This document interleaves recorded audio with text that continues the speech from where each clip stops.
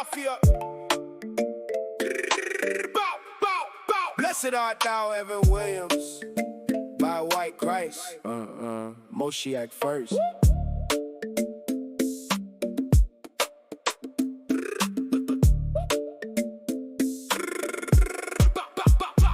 Look at the scrolls, they stitching the threads. Look at the map that they built in their heads. 714, they scream it's a sign. That's just a midrash swap down the line. Carrie approved it, look at the sky. A cosmic entity turned to a guy. Micah chapter 5, Bethlehem's own.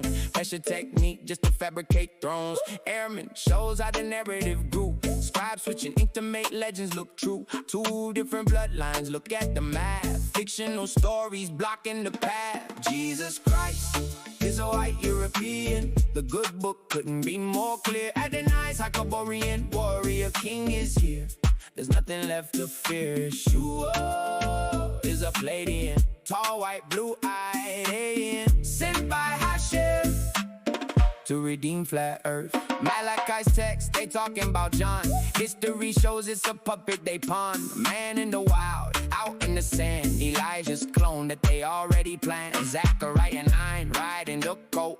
Matthew fucked up the verse he wrote. Had him on 2 damn beasts at the time. Literally riding a typo rhyme. 30 silver coins, Zechariah's old verse. Passion adaptation to echo the curse. Scurbine to cause it a political design. Manufacturing gods from old scripture lines. Jesus Christ is a white European. The good book couldn't be more clear. Adonai's Hyperborean warrior king is here. There's nothing left to fear. Yeshua is a Palladian, tall, white, blue-eyed alien, sent by Hashem to redeem flat earth. Psalm 22, the hands on the tree. Template for plays that never had to be. Cast in the lost, they quoting John 19. Reverse engineered for the gospel screen. No bones broken, 34's design. Stealing from Exodus to make it a line.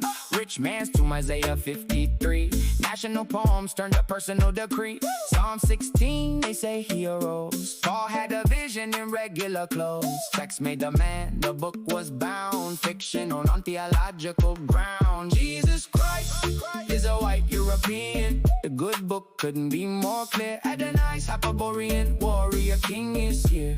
There's nothing left to fear. Yeshua is a Palladian, tall, white, blue-eyed alien, sent by Hashem to redeem flat earth. Jesus Christ.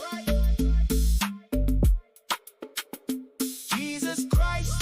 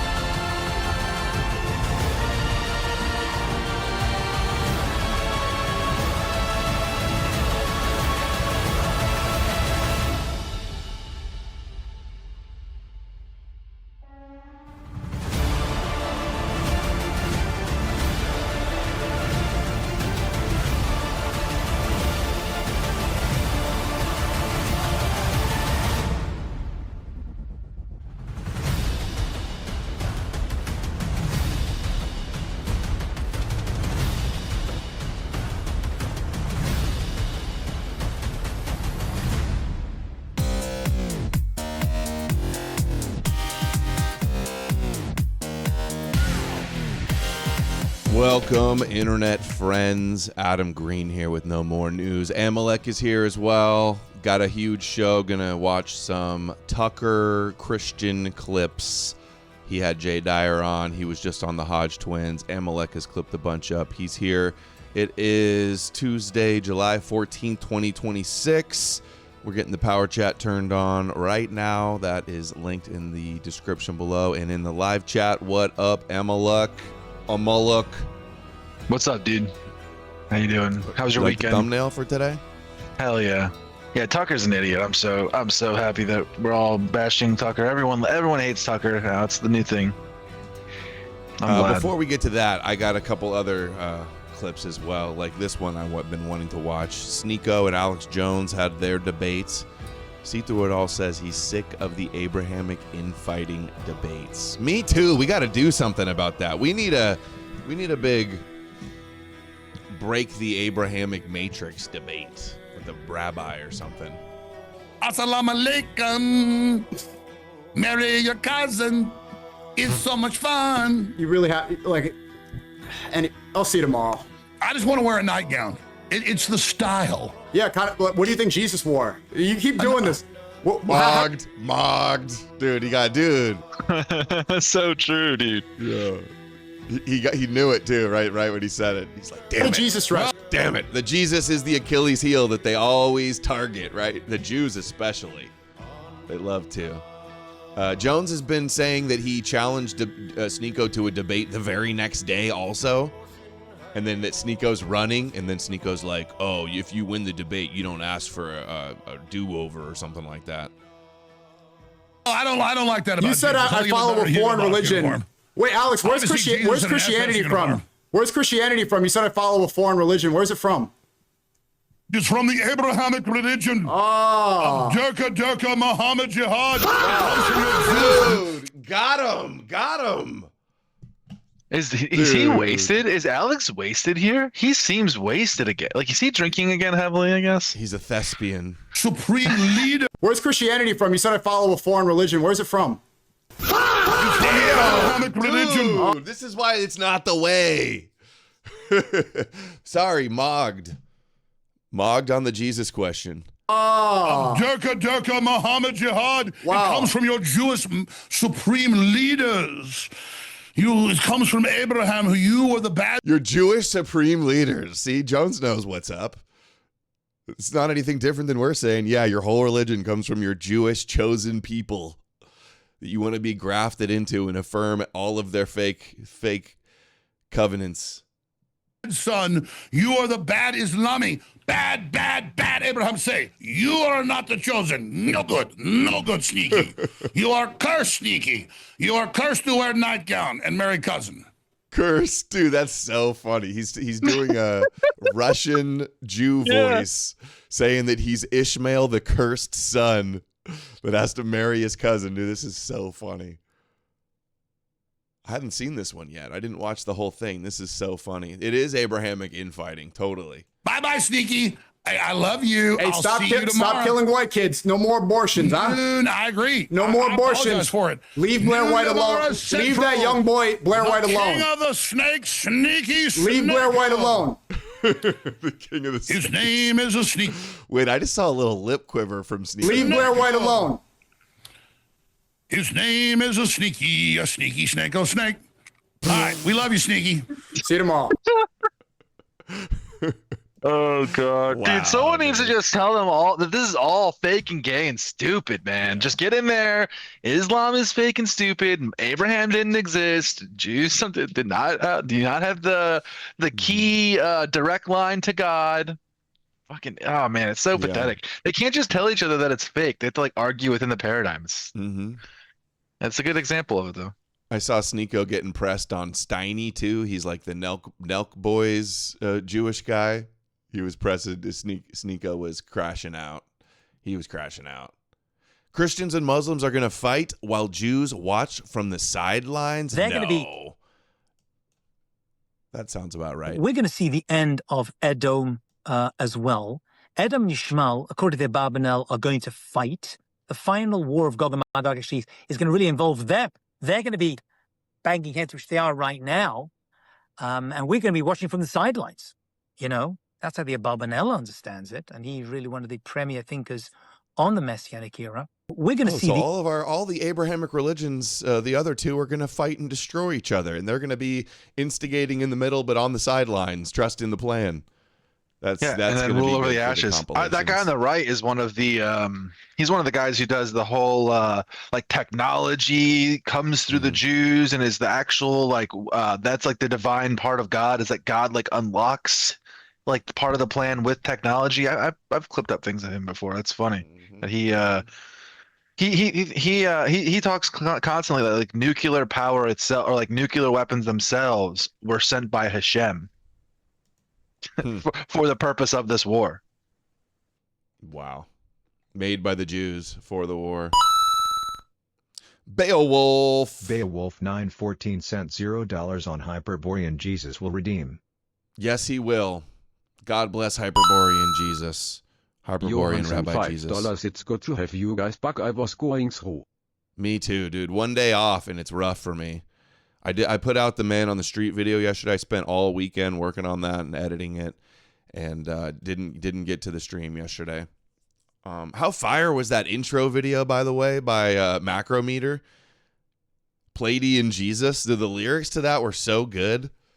Yeah, I love it. Dude, the AI music and all that stuff, it's so fun to make, and it's actually like really easy to do now too. Mizrahi says, he was just on with Adam King, says Muslims taking over Europe is God's preparation to the end. Store block their windows. Look what's going on in Europe. In the next few years, the radical terrorists, Muslim, together with the liberals right now working and destroying Europe, England and France. But the Christians are waking up, and in England they started to vote to righties, anti-Islam people, and soon in France this Le Pen is gonna become somebody big, and every country is gonna be a civilized clash between those things, and it's gonna be the whole world will go on fire. As a matter of fact, today there is a soccer game between Morocco and France. Now, Paris is full of Muslims. France has 5, 6, 7 million Muslims. Many of them are very dangerous, radical, violent people. So you had to see what happened today in Paris. All the owners of the store block their windows with pieces of wood, plywood, covered everything, because whether Morocco will win or whether Morocco would lose, anyway, they will destroy Paris. That's what they do. And the French Christians are going out of their mind. The European killed the Jews in the Holocaust. All the greatest people, the rabbis, the most righteous people, the professors, the doctors, the judges, philosophers, all kinds of builders and architects, they killed everyone.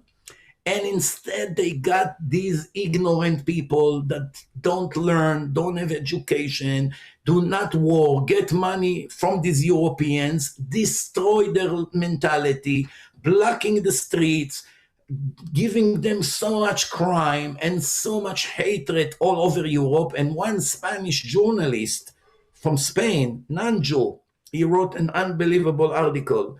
He say, we deserve what we get right now.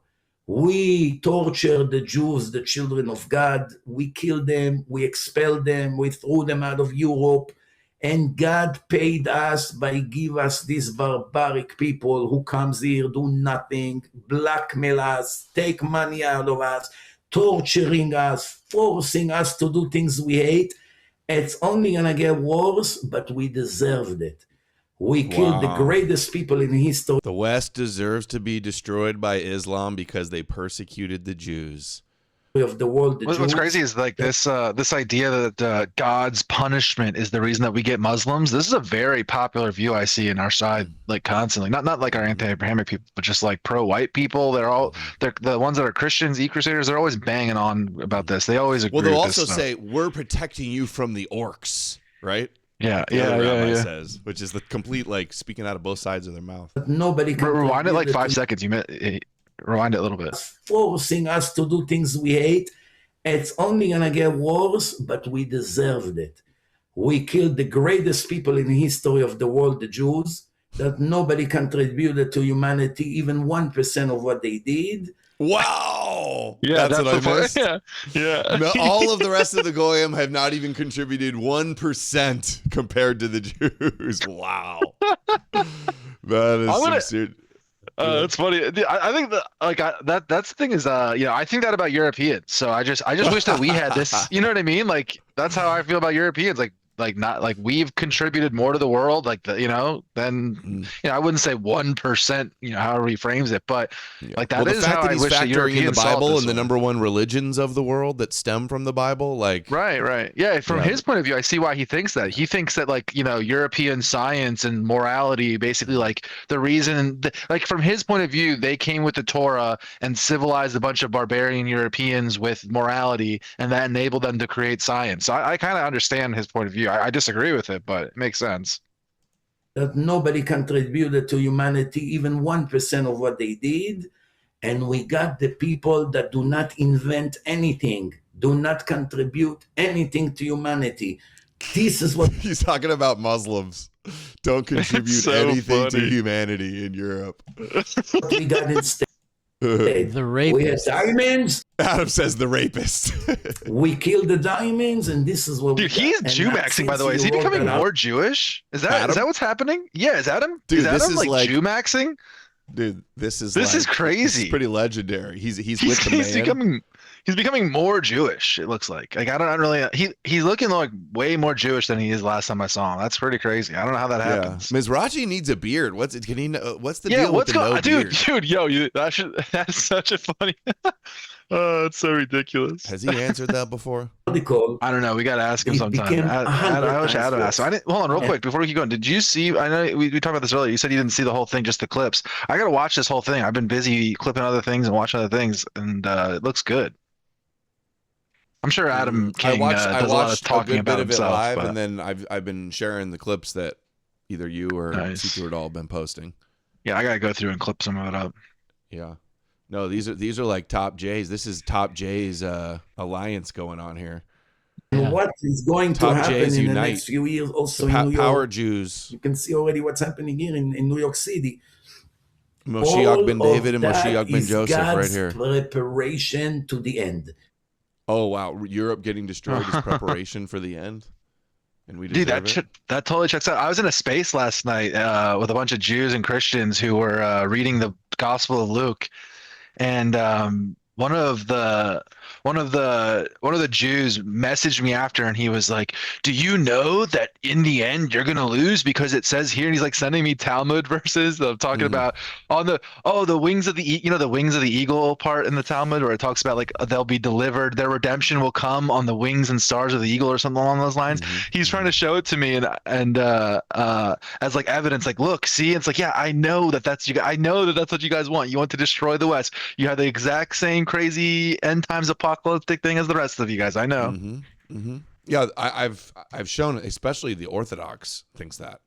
Oh yeah, I mean they sit there and they'll complain like Shia Irans and are crazy, apocalyptic mad people and things like that. And it's like, okay, well, yours is arguably the same, maybe worse. You know what I mean? Like, I don't know. I don't see a lot of differences, I guess, between them. Okay, I found this on Sean Kelly's show. Demons only react to the name of Christ, says this dude. Let's see. Isn't that peculiar? I've heard this a lot of times. The magic word of Rabbi Yeshua just scared the demons. Just nothing they're scared of more than the name. I can't believe they call us LARPers. This is literally Dungeons and Dragons. Like. They said the magic word, abracadabra, Jesus cadabra, and the demon was banished. He cast banish rank 5. Like, what is going on? And this is why they make up all this demon stuff. All the demon hiding under every rock, secret Satanists everywhere. It's so that they can have their Jesus magician come and use the magic spell to cast out the demons. This is the worst thing you could bring upon a demonically possessed individual. You could be like Gandhi. You could be like Buddha. You could carry a Buddha statue in front of these like demonically possessed individuals and they will not react. But you say the name of Christ, you hold the cross up, these things freak out. And this was... Dude, it's been like scientifically proven, bro. They're not scared of Buddha. But if you have a crucifix, they freak out, dude. That's how you know Jesus is real, guys. Hollywood produces pagan movies and it hates Christianity. Meanwhile, every like movie of horror movie is like reinforcing this guy's retarded idea. Every Jewish satanic horror movie, ghosts, demons, what does that do? It just scares the public into believing that the Bible's real. That's all it is. And just like on one occasion, it kept happening over and over again. I did some exorcism shows. What's interesting is in the absence of what happens in those moments, you realize Christ is there. His name was Christ? Well, no. When you say that name, it freaks him out. What, you could say Buddha. Is Christ a name or is it a title? It's a name. Like, isn't it his name? No. I don't think any. Bruh! His name, isn't that his name? Wow, this guy needs an exorcism. The power of Christ compels you! Bro. This is what happens. Podcasters like learn about Christianity from memes and like watching other podcasters and TikToks, and then they'll speak like with authority, like they know something. Like, oh, the name of Jesus, demons can't stand it, scares the hell out of them. And then he goes like, oh, his name is Christ, right? See where this goes. When you say that name, it freaks him out. What, you could say Buddha. Is Christ a name or is it a title? It's a name. Like, isn't it his name? Yeah. No. First name Jesus, last name Christ. That's crazy. I don't think anyone. I had some crazy scholar. kooky Christian in my reply saying, Yeshua never existed. His name was Christ. They are so scared of Jesus, yet they like to attack Christians according to them, lol. Yeah. Every time a demon attacks a Christian, they just makes him run to Jesus. That's the nothing they fear more. I would say that his name was Jesus Christ. That's just what you yell when you stub your toe. Christ is a title. In fact, it even predates. Regardless of what it is, why is it that these individuals that are demonically possessed don't react to Buddha? You say the name of Christ, you hold a cross up, they have a physical reaction. How come this man? Dude, this has been studied. Like this is real or something. First of all, this guy looks like fucking Seth Rogen or something too. Is this guy Jewish? I have no idea who this guy is, but he looks... Alabama yeoman looks a little Jewish. They are so scared of Jesus, yet they like to attack Christians according to them, lol. Yeah. Inside them is rebelling against that. You see evil come out. So doesn't that tell you that there's something... These are people who have been connected to, familiar with the Christian story. A title that is using vocalized sounds that didn't exist in Aramaic. No one would actually say that's the name of Jesus. No one would actually... Yeah, do demons speak English? Or would they know the Aramaic? You know, in a lot of movies I've seen with demons, they actually do speak in Latin, right? When they do the exorcisms, they like the priest will be speaking in Latin to them. Yeah. It's a mix of Kurt Metzger and Seth Rogen. Yeah, pretty much. They say that title didn't predate Jesus, and it probably wasn't pronounced exactly the same way. Isn't that peculiar that someone would respond that way to something that is not strictly connected to Jesus? There's a lot of answers I don't have. Dude, that was so good. There's like studies on this concept. It's like the concept of behind how like God becomes real in people's minds, like psychologically speaking, and they understand that like if you're an Asian and you grew up in Asia and like a Buddhist culture, then the name of Buddha, or I mean, it doesn't work exactly the same, but you understand like evoking your cultural references in your own time, in your own place and time, that is how it works. So somebody like reacting that's quote unquote possessed, like that's demonically possessed, reacting to the name Jesus Christ, that's happening because they grew up in a Christian context, in a Christian culture where they believe that Jesus Christ does have magical powers. That's what's going on there. It's not proving that Jesus is real and that he's magical. It's just proving the sociological or psychological concept of people becoming, you know what I mean? I would say that's probably like a mental break, I guess you could say, or, you know, psychological issues, psychological health issues going on, but it is within the context of that person's culture. So, you know, Japanese people believe that they're being possessed by, you know, whatever the word is for their, you know, Japanese demon, whatever's in their lore, and the Chinese the same, and the Filipinos are the same, and The Indians are the same. The places that are not, that get the and Muslims, they have the jinn, right? And that's very front and center in the Quran. And Christians, they have their demons. And people who grow up in a Christian country, a Christian worldview, even if they've been themselves are not Christian, they know the cultural context of possession, things like that. So it's not surprising that when they have like a mental health episode, you could call it, where they're breaking into like, oh, we're demonically possessed, that they react to Jesus. This isn't a hard concept to understand. If you think that this is evidence that it's like magic is real or demons are real, like, I don't know what to tell you. That's not reality. That's not, like a mature way to look at the world. AC Rank says it's a feedback loop manifestation. Yeah, they're like, oh, hey, dude, how the boogeyman, the villain, the imaginary boogeyman in the Jewish story doesn't like the hero. The hero in the story, the good guy. You can even understand, like, in the ancient world and like primitive man, like you can only, like, I look at how dumb everybody is now and how stupid and superstitious everybody is now. Just imagine how it was 1,000 years ago. Imagine how it was 1,000 years before that.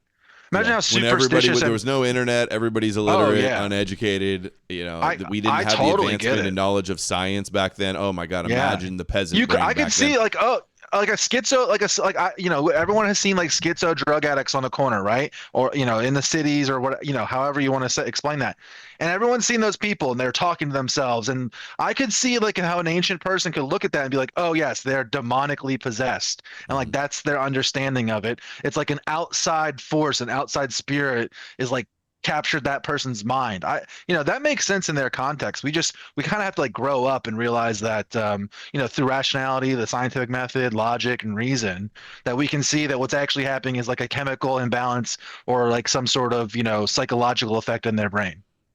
Yeah, and there's somebody that's having some issues, and then who shows up? The guy that it's the business to find the demons and spread Jesus. So lo and behold, somebody's having some issue. The church sends in the exorcist. Oh, I wonder what it's going to be. Oh, it's a demon. Yeah. What do you know? It's a demon, and he's got the solution. He's got the antidote to your illness. I mean, imagine Jesus. Like a psychologist basically coming to you and being like, okay, like you're like, okay, I think that I'm Napoleon. Like, you know what I mean? Like I'm Napoleon's reincarnation. Then a psychologist says to you like, oh yes, that is true, you are Napoleon's psychologist, you are Napoleon's reincarnation, and then like tries to like help you come to terms with that idea and accepting it. That's kind of what exorcists are doing, right? They're like affirming your delusion and being like, okay, I'm gonna walk into your lore room and then I'm gonna break you out of the lore, you know what I mean? I'm gonna come to a conclusion in this like schizo thing. Mm-hmm. Yeah, Caden says, that's interesting. Yeah, the idea of demon possession in the Bible doesn't even happen until Mark, he says. Yeah, that's kind of cool. Yeah, the epistles are before Mark, though, chronologically. Well, also I think that what was going on is there was this idea in Second Temple Judaism and before of like necromancy and possession from evil spirits and things like that.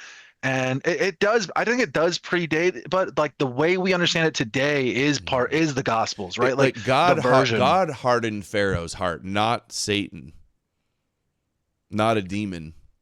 Right. It does have Solomon doing demon stuff with the temple. Yeah. There's definitely lore, like demon lore. Yeah. I'm trying to think of demon lore in the Old Testament. That's the first thing that comes to mind. All right. Anyway, so now here's Tucker calling Zionism pagan and blames Satan. And then, of course, we got Mr. Tucker, Mr. I was scratched by a demon in my bed when he's sleeping with 4 dogs. But let's see. The goal is to destroy Iran and do the same. The goal is to destroy Iran and do the same thing. The goal is to keep the rest of the Levant, the area surrounding Israel, in chaos and bloodshed, disorganizations. They can dominate it. And the goal is to do that to Europe. And to the United States, as far as I can tell, but certainly to Europe. They hate Europe. And they've always hated Europe. They say they hate Europe. Everyone in Europe seems unaware of this. It's like, no, they hate you, actually, which is one of the reasons that they convinced the Biden administration to blow up Europe's main energy source, Nord Stream 2. And it's a massive upside from the Iran war, from their perspective, the neocon perspective, is that it starves Europe of energy. And it's destroying, Europe is collapsing right now. Germany lost 10% of its industrial capacity last month. So this is like moving toward Great Depression stuff going on in Europe, in addition to the migrant stuff, which has transformed Europe into something less than it was. That, of course, was also pushed by the neocons. So like, people are not seeing this clearly.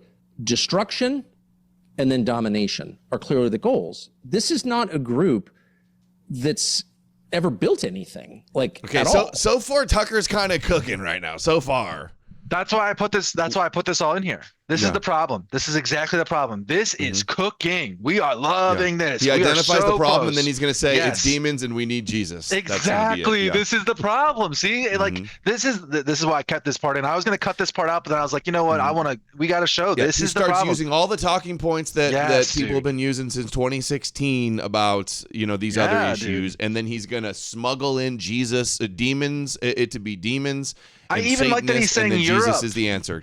He's saying it as a Europe instead of Christianity, right? I even like that part. I prefer when we're talking about these issues. I understand those ideas, Christendom or Europe. They can be used interchangeably in some contexts, but I like that he's saying it's Europe that they hate, right? Because it makes it makes people that are Americans understand that we are Europe to them. You know what I mean? Yeah, and it's not that it's just Christianity. It's right, exactly. The Bible is fake. Broader. Yeah, I was attacked by demons. Jews were never chosen. Demons!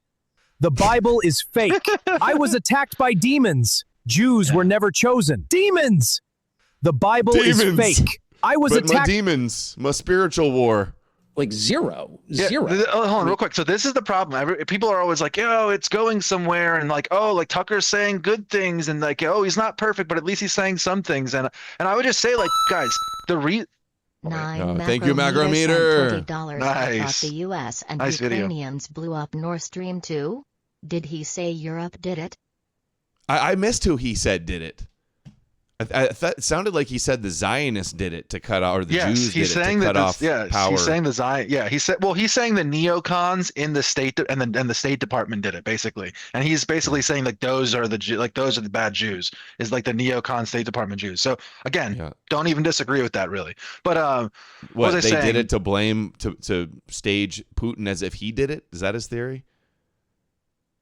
I think Ukraine. I don't mean who did it that I agree with. I just mean that Jewish power through the State Department is a product of the problem, and the neocons. That's kind of what he's referencing. I don't agree with him that they necessarily did. Is it true that Europe's had energy issues because it was destroyed? I think he's over exaggerating. This is a very common pro-Russia line where they Europe is constantly on the state of economic collapse, but at the same time there is truth. They say the same thing about Europe. America all the time too. Yeah. America's collapsed. This means that Christina Iverson. Yeah.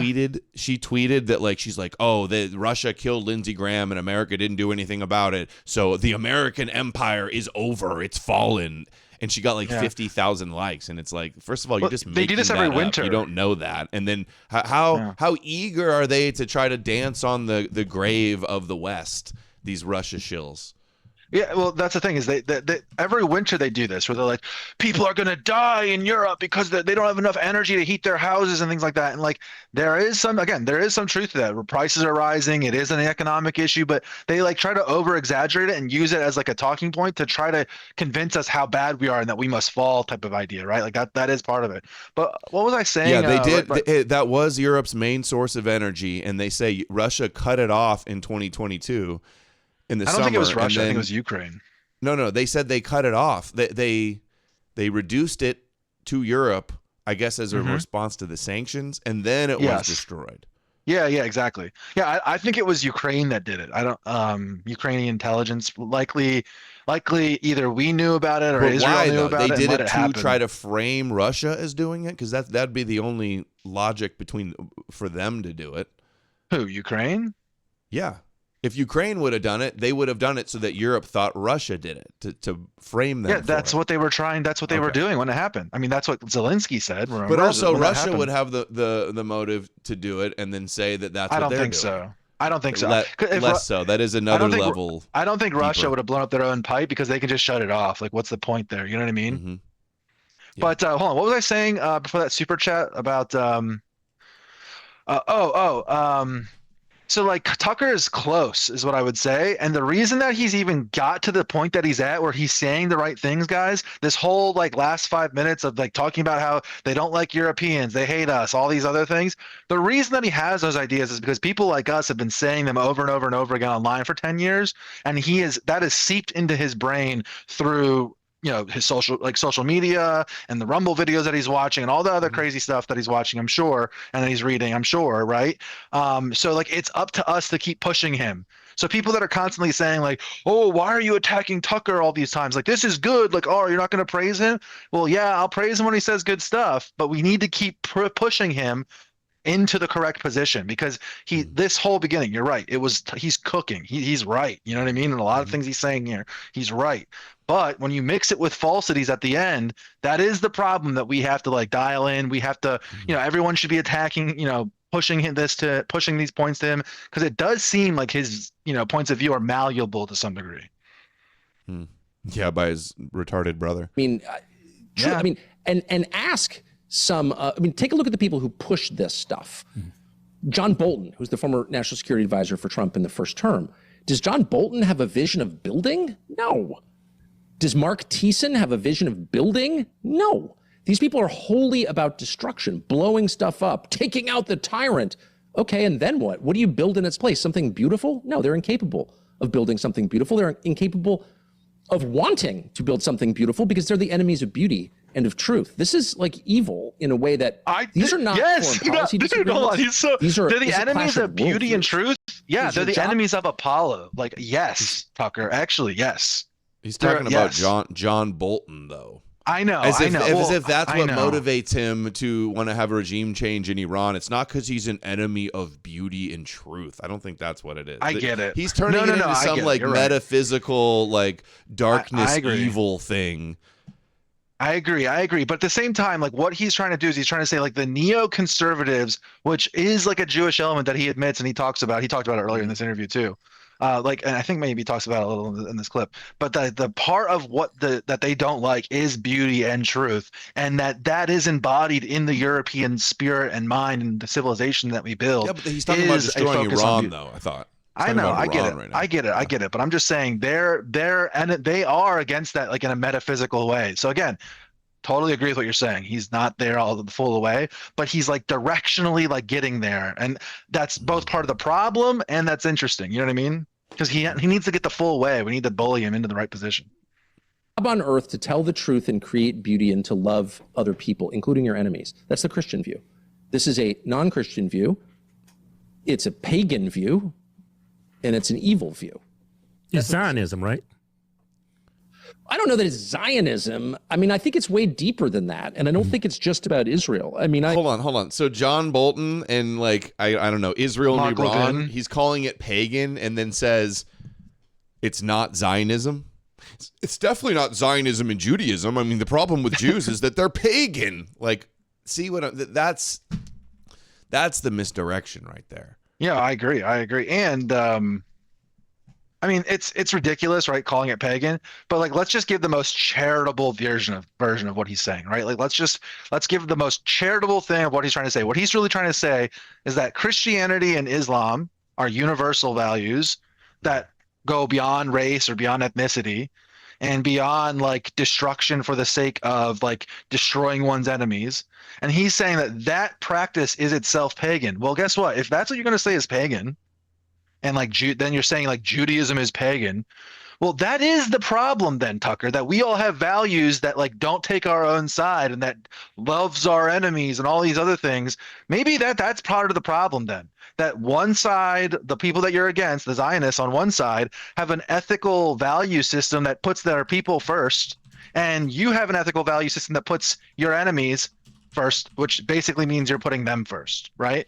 Mm-hmm. So I mean, like, if even under the best conditions of what he's saying, under the most charitable interpretation, this doesn't make sense, is what I would say. But and calling Judaism pagan is just so dumb. Like, Judaism is one of the first henotheistic or monotheistic large movements, and its entire identity is based on being against the idea of what we call paganism or pagan.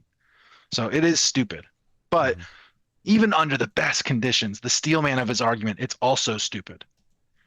I intentionally gave an example of two famous neocons who were not Jewish, because I want to be clear that this is not about all Jewish people, right? I mean, I have a number of Jewish friends who I think are 100% on board with my view of this. They agree with me. Right. I talked to Glenn Greenwald this morning from Brazil, who I think I doubt. Oh, imagine that, another Russia show. It's not.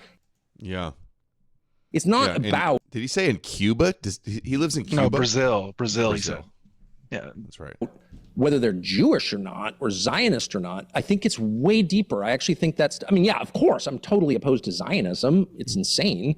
What, some Eastern Europeans have a right to some plot of land thousands of miles away because why? Eastern Europeans, dude, they're Jews, bro. They're Jews mixed with European. Right? It doesn't make any sense. So yeah, I'm opposed. But I don't really. Why? Why do they want to do it? It doesn't make any sense because they believe in Bible prophecies, dude. That's why. Talk about not getting it at all. Zionists, yeah, dude, why would Eastern Europeans want to go to Israel? Like, doesn't even make sense. Dude, this is the Khazar theory nonsense. This is like him mixing the left-wing Khazar theory, they're Polish, with the right-wing, like, literal Khazar theory. This is like the worst of both worlds. Actually, Jews wanting to like have the third temple in Jerusalem makes perfect sense. Macrometer said $20. The Glenn Foot video was crazy. Yeah, it was disgusting. I didn't even look at it. Has he tried like actually reading his Bible? This is the thing. He says a lot of times in this interview that, oh, I'm not a theologian or I don't know the Bible and things like that. I wish like somebody needs to put him in like Gitmo for Bible reading. He needs to go to Bible camp. He doesn't know anything in the Old Testament field, it seems like. He like knows the Sunday school version of the stories that they teach you with coloring books and crayons. He hasn't read them as an adult, you can tell.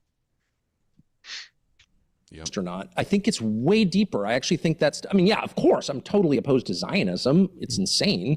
What, some Eastern Europeans have a right to some plot of land thousands of miles away because why? It doesn't make any sense. So yeah, I'm opposed. But I don't really think that's Zionism is just one manifestation of something deeper. This is evil. Whenever you see a movement dedicated to destroying, we can say that's Satan's team. Okay, so you want to be on the side that does what God did when He made the world, which is creating, building, unifying, loving. Like it really is a binary. Are you on the side of? And this is the problem right here, dude. This is so stupid. Imagine you're like a Zionist Jew listening to this. How easy it is to just be like, "What are you talking about, Tucker? Haven't you read the Old Testament? What we're doing is building. What we're doing is making things. Look, like the nation of Israel was all barren desert. Now there's fruit growing there, and blah blah blah. Like they have like a whole argument that's already ready to go, prepared for Christians, showing them the Bible where they can like use it as an argument where they're teaching Christians the Bible and showing them that like, no, actually it's not evil what we're doing and blah, blah, blah. Like this is a failed way to go about this. Going into the Bible and saying, okay, these are our values and that but the Jews are evil and they're serving Satan, but all these things, you have already lost. They are just going to reverse that on you and show, no, actually what we're doing is in line with what God says. Here's Zechariah, here's Isaiah, here's Micah, here's Dan, here's all of the verses that we're familiar with about them returning and ingathering of the exiles and all that stuff, right? And this has been like their strategy before. Yeah, their main goal is to rebuild their temple. They want to build their temple, and you're like, they don't build anything. They're just like satanically demonic and darkness evil that want to build. Oh, it's not Judaism that's the problem. No, that doesn't even make any sense. And like I do agree, they don't build things from scratch in the same way like civilizations like Europeans Jews do. Jews don't build. Well, what I'm saying is they latch onto other things, is what I'm saying. They latch onto other. They're like the middlemen between like what we call like real labor. Like I guess what he's saying. He's saying like they don't literally build things. They're not out there in the fields like building the buildings. Does what I mean? Adelson not build big buildings and casinos? Yes, with their money that's as what the I'm middleman. saying. That's what I'm saying. This argument just kind of sucks. It's just like he's just trying to frame everything as like, it's not Judaism or Israel. It's like this inner demonic hating beauty thing. It's just, and then, well, what's the answer? Like you already said it, being a Christian and believing in Jesus and stuff. Jesus was a carpenter. He built stuff all the time. Also notice how like his appeals to the creation, right? So he's literally like appealing to Genesis to Jews. Like good luck, Tucker. Like if you think that that's going to work, that you're going to convince people to like go against Judaism and Jews because of what Genesis is arguing, like you've already lost. It's already done. It's over. Uniting and healing. That's it. Building, destroying, killing, healing. And I see it in those terms. And people pretend that they have motives that they don't actually have. But if you look at the fruits, they've never had a neoconservative foreign policy adventure that did anything creative, positive. All of them were dedicated to killing people and then not rebuilding. So that tells you a lot. We were in Afghanistan for 20 years. What did we leave behind? Shipping containers. They were like and a concertina. geopolitical, like military think tank. They weren't like building development organization. We never built anything. So just on the basis of that fact alone, but it's it evil. is true. That's We spent trillions on these Middle Eastern wars instead of building up our infrastructure and our influence, right? That is true. I'm not disagreeing with that. evil, because evil destroys. Yeah, interesting clip though. The rest of them are in the chat for this. Okay, paganism and Easter. Okay, we watched that one already. Tucker reacts to Mizrahi's comments on idol worshippers. Okay, let's see this. Your response. There's this viral clip of this rabbi going around talking Hold about on, real quick before we Christians. start. How crazy is it that everyone's watching Mizrahi clips? Like that's the thing that's like the popular thing of 2026. Everyone is watching Mizrahi clips. He's doing his world tour, his generational run, and everyone's like normies know who that is on Facebook. Do you understand? I bet you could do on the street interviews where you said like, "Oh, have you seen these Mizrahi clips?" You could like somehow show them a Mizrahi clip to dude. That's what you got to do for man on the street. You got to get some way that you could show them a clip to react to. You know what I'm saying? That would be so interesting if you could do like a 30-second, 1-minute clip. But yeah, anyway, it's not Low interesting. income locale, who I've never seen before, says Adam's wrong. They've never built anything. What, you don't think Jews are in real estate and like build apartment buildings and hotels and a Jew never built a business? I thought they ran everything and they were behind everything. Now all of a sudden they can't build anything. Hold on. We're when we say that, I just meant literally like getting a hammer and nails and building something yourself. That's what they're talking about. Yeah. That's okay. Yeah. That's what they mean. That's what they mean. That they're basically like a middleman within the civilization. They're not a civilization. Tucker built anything though? Does Tucker swing a hammer? Totally agree. But that's all. I think the person right there is getting at, and that's what I was getting at too. That like that's the truth. Like to everything that Tucker says, there's like an element of truth in it. So like in my view, like the best way to deconstruct it is to identify that truth and explain why like he's misrepresenting that truth, and that is what he's kind of saying. Here's another one too that just it makes this argument so stupid. Did Jews not build Hollywood? Did they not build all the movie production companies? Yeah, no, I get it. Like I said, there's this viral clip of this rabbi going around talking about killing Christians. I don't know if you've seen it, so we want to share that clip with you and get your response. You got that, Joe? 6 billion idol worshippers who makes God angry every second of their life. Indian, Chinese, Japanese, Tibet, Nepal, Thailand, so many. India alone is 500 million. China is 2 billion.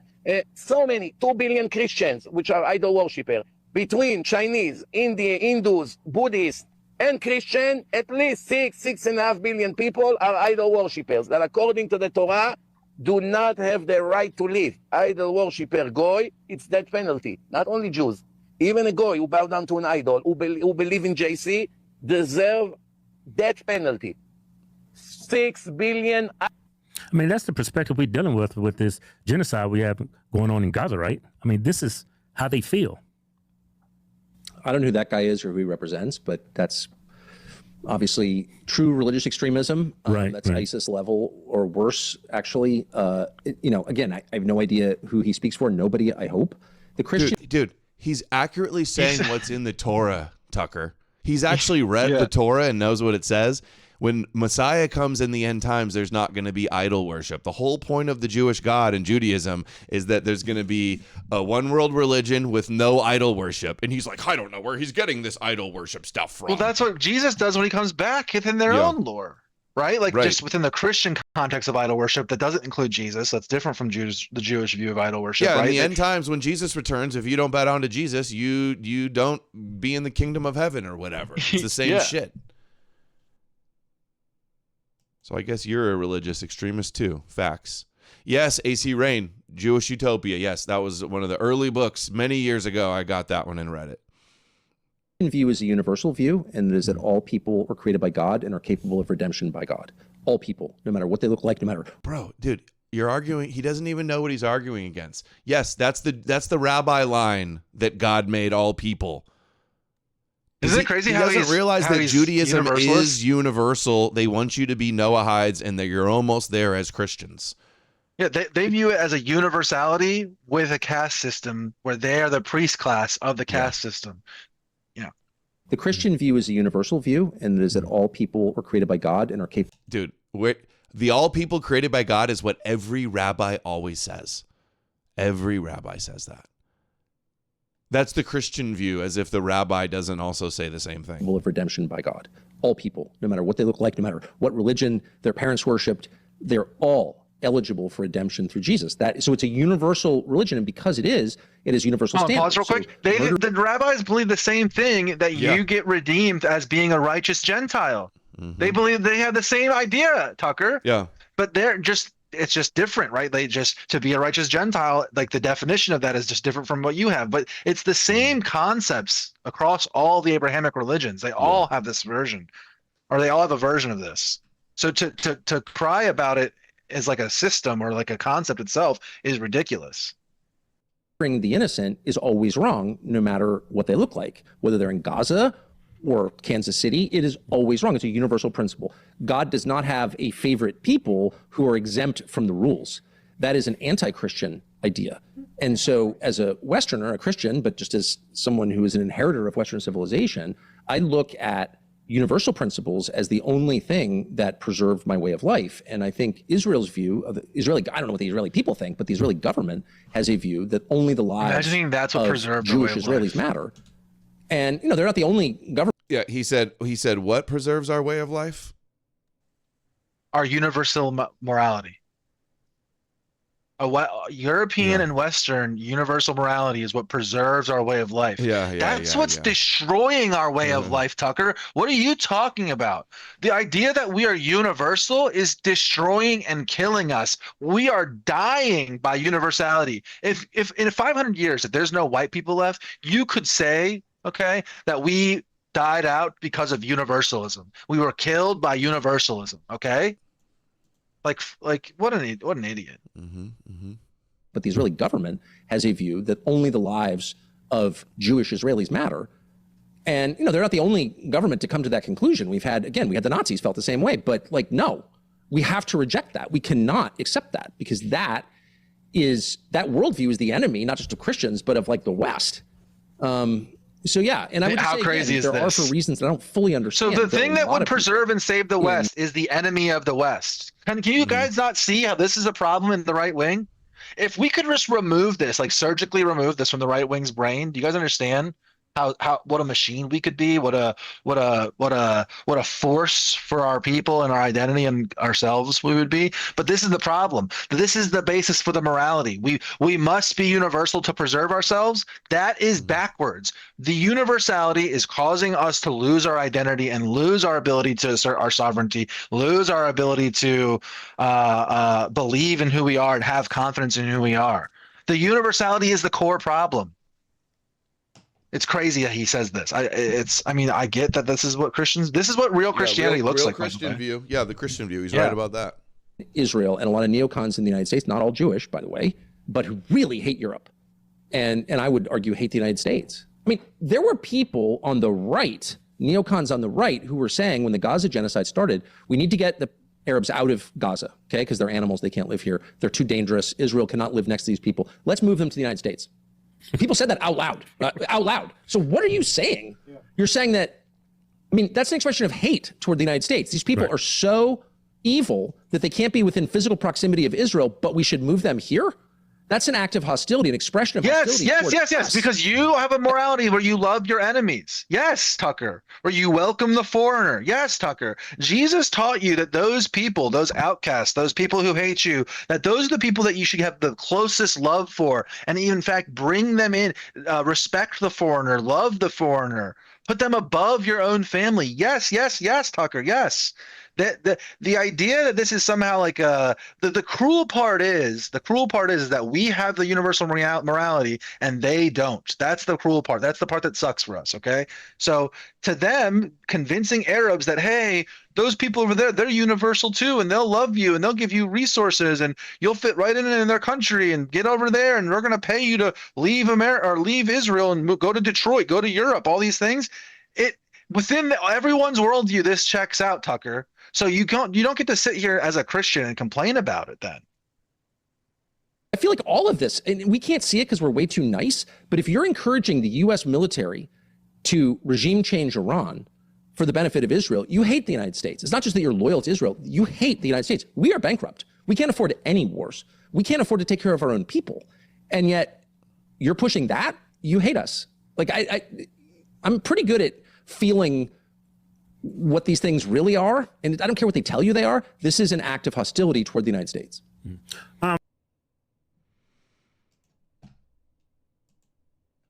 Okay, so he did a stream with Dyer, which we called was inevitable, about to happen. The Russian network sends their regards. I wonder what Tucker's talking about. Attempts to suppress Christianity in schools. Christian Zionism, salvation, icons, online debates, the death of atheism, religion of Hollywood. I watched the first 15 minutes of this. I watched the first 15 minutes of it, and I just like stopped it because, I mean, I don't think we're gonna be able to go through the whole thing here, but there's some topics here that I'm sure that we can go through, and maybe some clips from see through it all. End times. Okay, let's see. We got a few clips already. Here's one. The role of the Bible in the Protestant world versus the Orthodox world, you described it this way. I think you said in Protestant Christianity, the Bible is seen as like a tool, as it's a guide. Of course, it's the guide, the only guide really, and it is a devotional. Yeah. But in the Orthodox Church, it's a liturgical document. Correct. What does that mean? Liturgos has to do with the Greek word of offering, or offering of thanks, offering of praise. But it's also in the Hebrew tradition, we think that was proto-Christianity, the ancient Hebrew text. It was part of, for example, David's Psalms. Those were Psalms that David wrote to be sung at the temple liturgy. Right. So liturgy is a sort of structured form of worship that Orthodox, Roman Catholics, Anglicans, Episcopalians, they have a very structured form of worship that is called liturgy. But so, in other words, they sing Jewish songs of King David, the King of Judah. Well, what's crazy is I'm pretty sure that there's like really good scholarly work done that shows that that Psalm, like the idea that Psalms was written by David as one thing by one author is completely like bunk in scholarship. They've literally gone through Psalms and deconstructed it in a way that shows it's got multiple authors, and they letter code them basically. Like, oh, this line is written by this author, this line's written by this, and there's like blurry lines like where they argue over which verse was written by which author, but in general we know that it was not written by one person. Sure as hell wasn't written by David.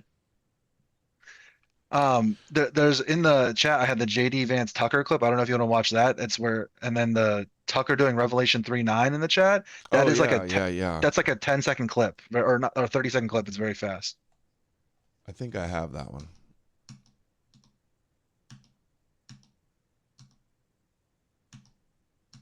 Oh, that one. That's funny. Okay. Here, when I'm pulling that up, let's just what? Yeah, that's fine. I was gonna say we don't have to do the JD Vance one is interesting just because of politics stuff, but the Rev 3:9 is really short. I don't know. Hold on. I don't know. I can re-put it in the chat. I don't know if in the disappeared on me. Hold on. I'll know where to find it. Revelation 3:9. There we go.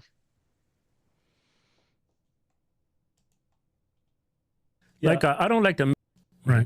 Like it creates. Like I don't like to mix religion with opinion because it gets all it gets confusing. But there is warnings in our Bible. Pause. Look at his hat. Referring to he and just said that. I don't like to mix the religion with the. This is all they do. But go ahead. Yeah. What did he say exactly? Because it gets all, it gets confusing. But there is warnings in our Bible that you're referring to, and they refer to it as the synagogue of Satan. Mm-hmm. And it rings true. I don't know nothing about the Bible, and it's so confusing. These guys, both of their brains put together, and they still end up to be Christ cucks. That's rough. I know somebody who works with these guys, and I messaged them and chewed them the fuck out for this. Like this needs to be corrected right here. They should never do this again. They always do it. This is the question they ask everybody. Oh, the synagogue of Satan. That's like the only verse they know. And I know. So yeah, and they're the ones that had on Leonardo Joni with the clip about like Jesus is anti-Semitic and blah blah blah, and then they had Ian Carroll on to say Schofield Jewified the Bible like it wasn't Jewish before. So yeah, total Christian controlled op talking points on this platform that you're referring to, and they refer to it as the synagogue of Satan. Mm-hmm. And it rings true. That's a term that's in the book of Revelation, written by John on the Isle of Patmos, and I'm not really sure what that means. Right. But I mean, I think you could. I'm hardly a theologian, never going to be one. Right. But I think you could understand it even in like human terms, which is you will often see people come to you in the guise of liberators. I'm here to make your life better. And in fact, they're actually doing just the opposite. So I think maybe the way to think about it is you have a synagogue, a religious institution designed to worship God. Maybe people that know nothing about the Bible shouldn't be speaking on these topics, How crazy is this? They don't know making it up as they go along. Yeah, he doesn't know anything. He has not read this or understood this in any way. He has not read Elaine Pagel's book. He has not read Bart Ehrman's book. He has not taken a single class on this. Mm-hmm. He doesn't taken John Miller's book. None of these things. No scholarship, no research done. He is purely riffing off of just that verse by itself with no context around it. Has no idea what it's about. Yeah. Synagogue of Yahweh. Yeah, that's actually what they are. Good that is actually doing bad. Oh, bad. And I see that all around me. Satan whatever bad. it is they're trying to get you to do that will kill you, they tell you it's liberating you. I don't know, hate your husband and you'll be liberated by feminism. Kill your... Dude, that's what Jesus said. Jesus says hate your own family. Well, hold on, let him finish the whole line. Hear what he says. He's literally quoting Jesus basically here. Like this is a paraphrase of Jesus, what he's about to say. Okay. Bad. And I see that all around me. Whatever it is they're trying to get you to do that will kill you, they tell you it's liberating you. I don't know, hate your husband and you'll be liberated by feminism. Kill your baby and you'll be liberated by abortion.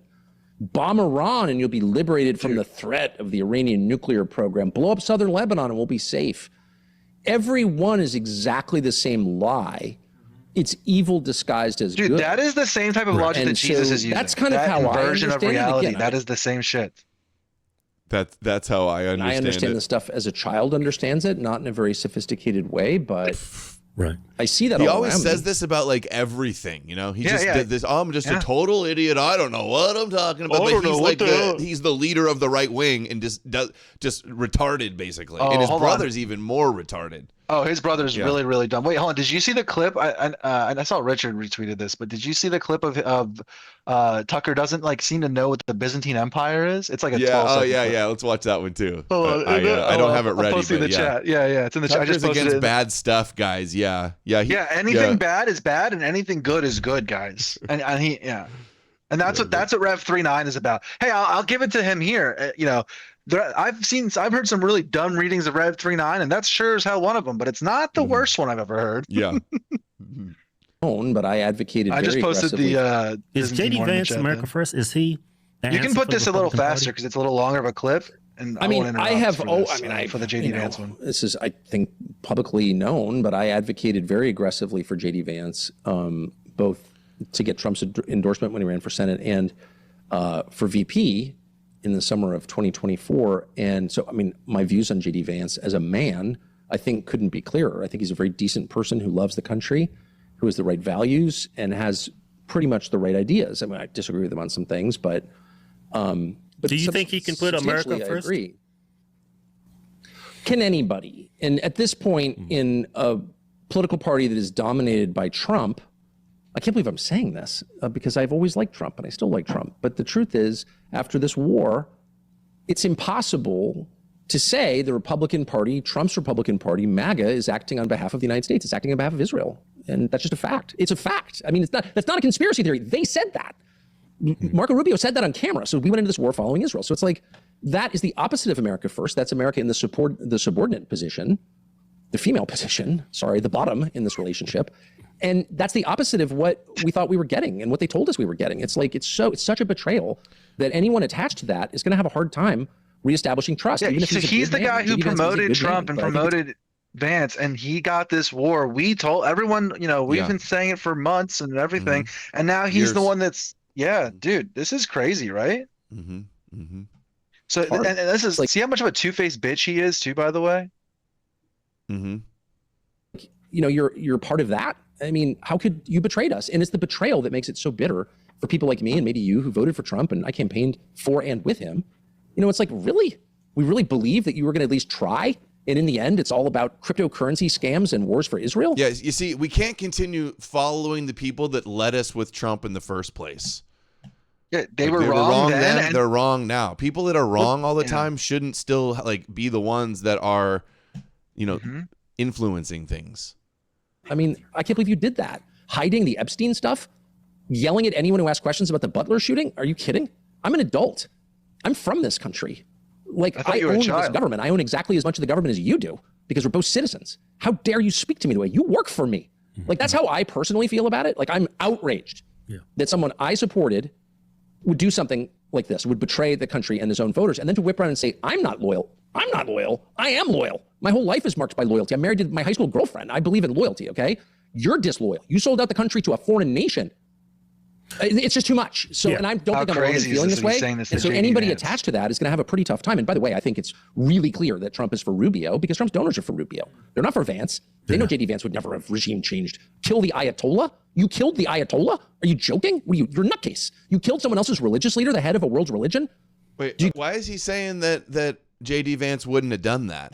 JD Vance got nominated for VP and said we need to hit them on the nose hard or something. I agree. I agree with what you're saying. I don't know if it would be as full-throated as Rubio, and I do agree with him that the donors, Trump's donors, likely prefer Rubio to Vance. I think that is true. The Adelson types and things like that. I do think that that's true. They prefer Rubio to be the successor to Trump. But what you're saying is also true. I don't know. Do they get to kill the chief rabbi of Jerusalem now or the Pope? Right. What are you doing? Right. Nutcase. Yeah. Bunch of the nut jobs. Ayatollah. I mean, they're a theocracy. And I'm not Muslim. I mean, obviously I'm a Christian. Right. But we don't kill Ayatollahs. We're not at war with religions. What the hell are you doing? Who's a religious extremist here? Right. If you find yourself waking up and assassinating Ayatollah. We're not at war with religions? Yeah, they are, Tucker. He's acting like, we got the Jews and the Muslims and the Christians, but we're not at war with religion. It's got a big component of it. And if your religious leader is the leader of your government and the goal is regime change, who else are you supposed to get? It's just because you have a religious person is in charge of your country, exactly. Nobody's allowed to oppose your country. Oh, no takes backsies. Off limits. Also, imagine what the implications are for that for the future Jewish plot, right? Or the future Jewish plan. Yeah, I guess nobody can ever. Yeah, no one can ever the talk Muslims bad about would Mashiach. never kill a rabbi because they're religious, right? Well, when Mashiach comes, Tucker, does that mean we can't touch him and he's infallible because he's a religious leader? Yeah, he's going to be the king of Israel and the Davidic monarch that rules from Jerusalem. But no one can touch or do him. What are you? You're against the religion? He's ultimately in charge of the military, but he believes in he's a Muslim he's literally the head leader, of so state. you can't do anything about it. Yeah, he's the head of their military and the head of their state. Grow up, Tucker. Holy shit. Again, I don't agree that we did that. I don't think that was a good idea, but let's be real about the situation. And I'm not Muslim. I mean, obviously I'm a Christian. Right. But we don't kill Ayatollahs. We're not at war with religions. What the hell are you? So we could kill everybody else, apparently, then it's all good.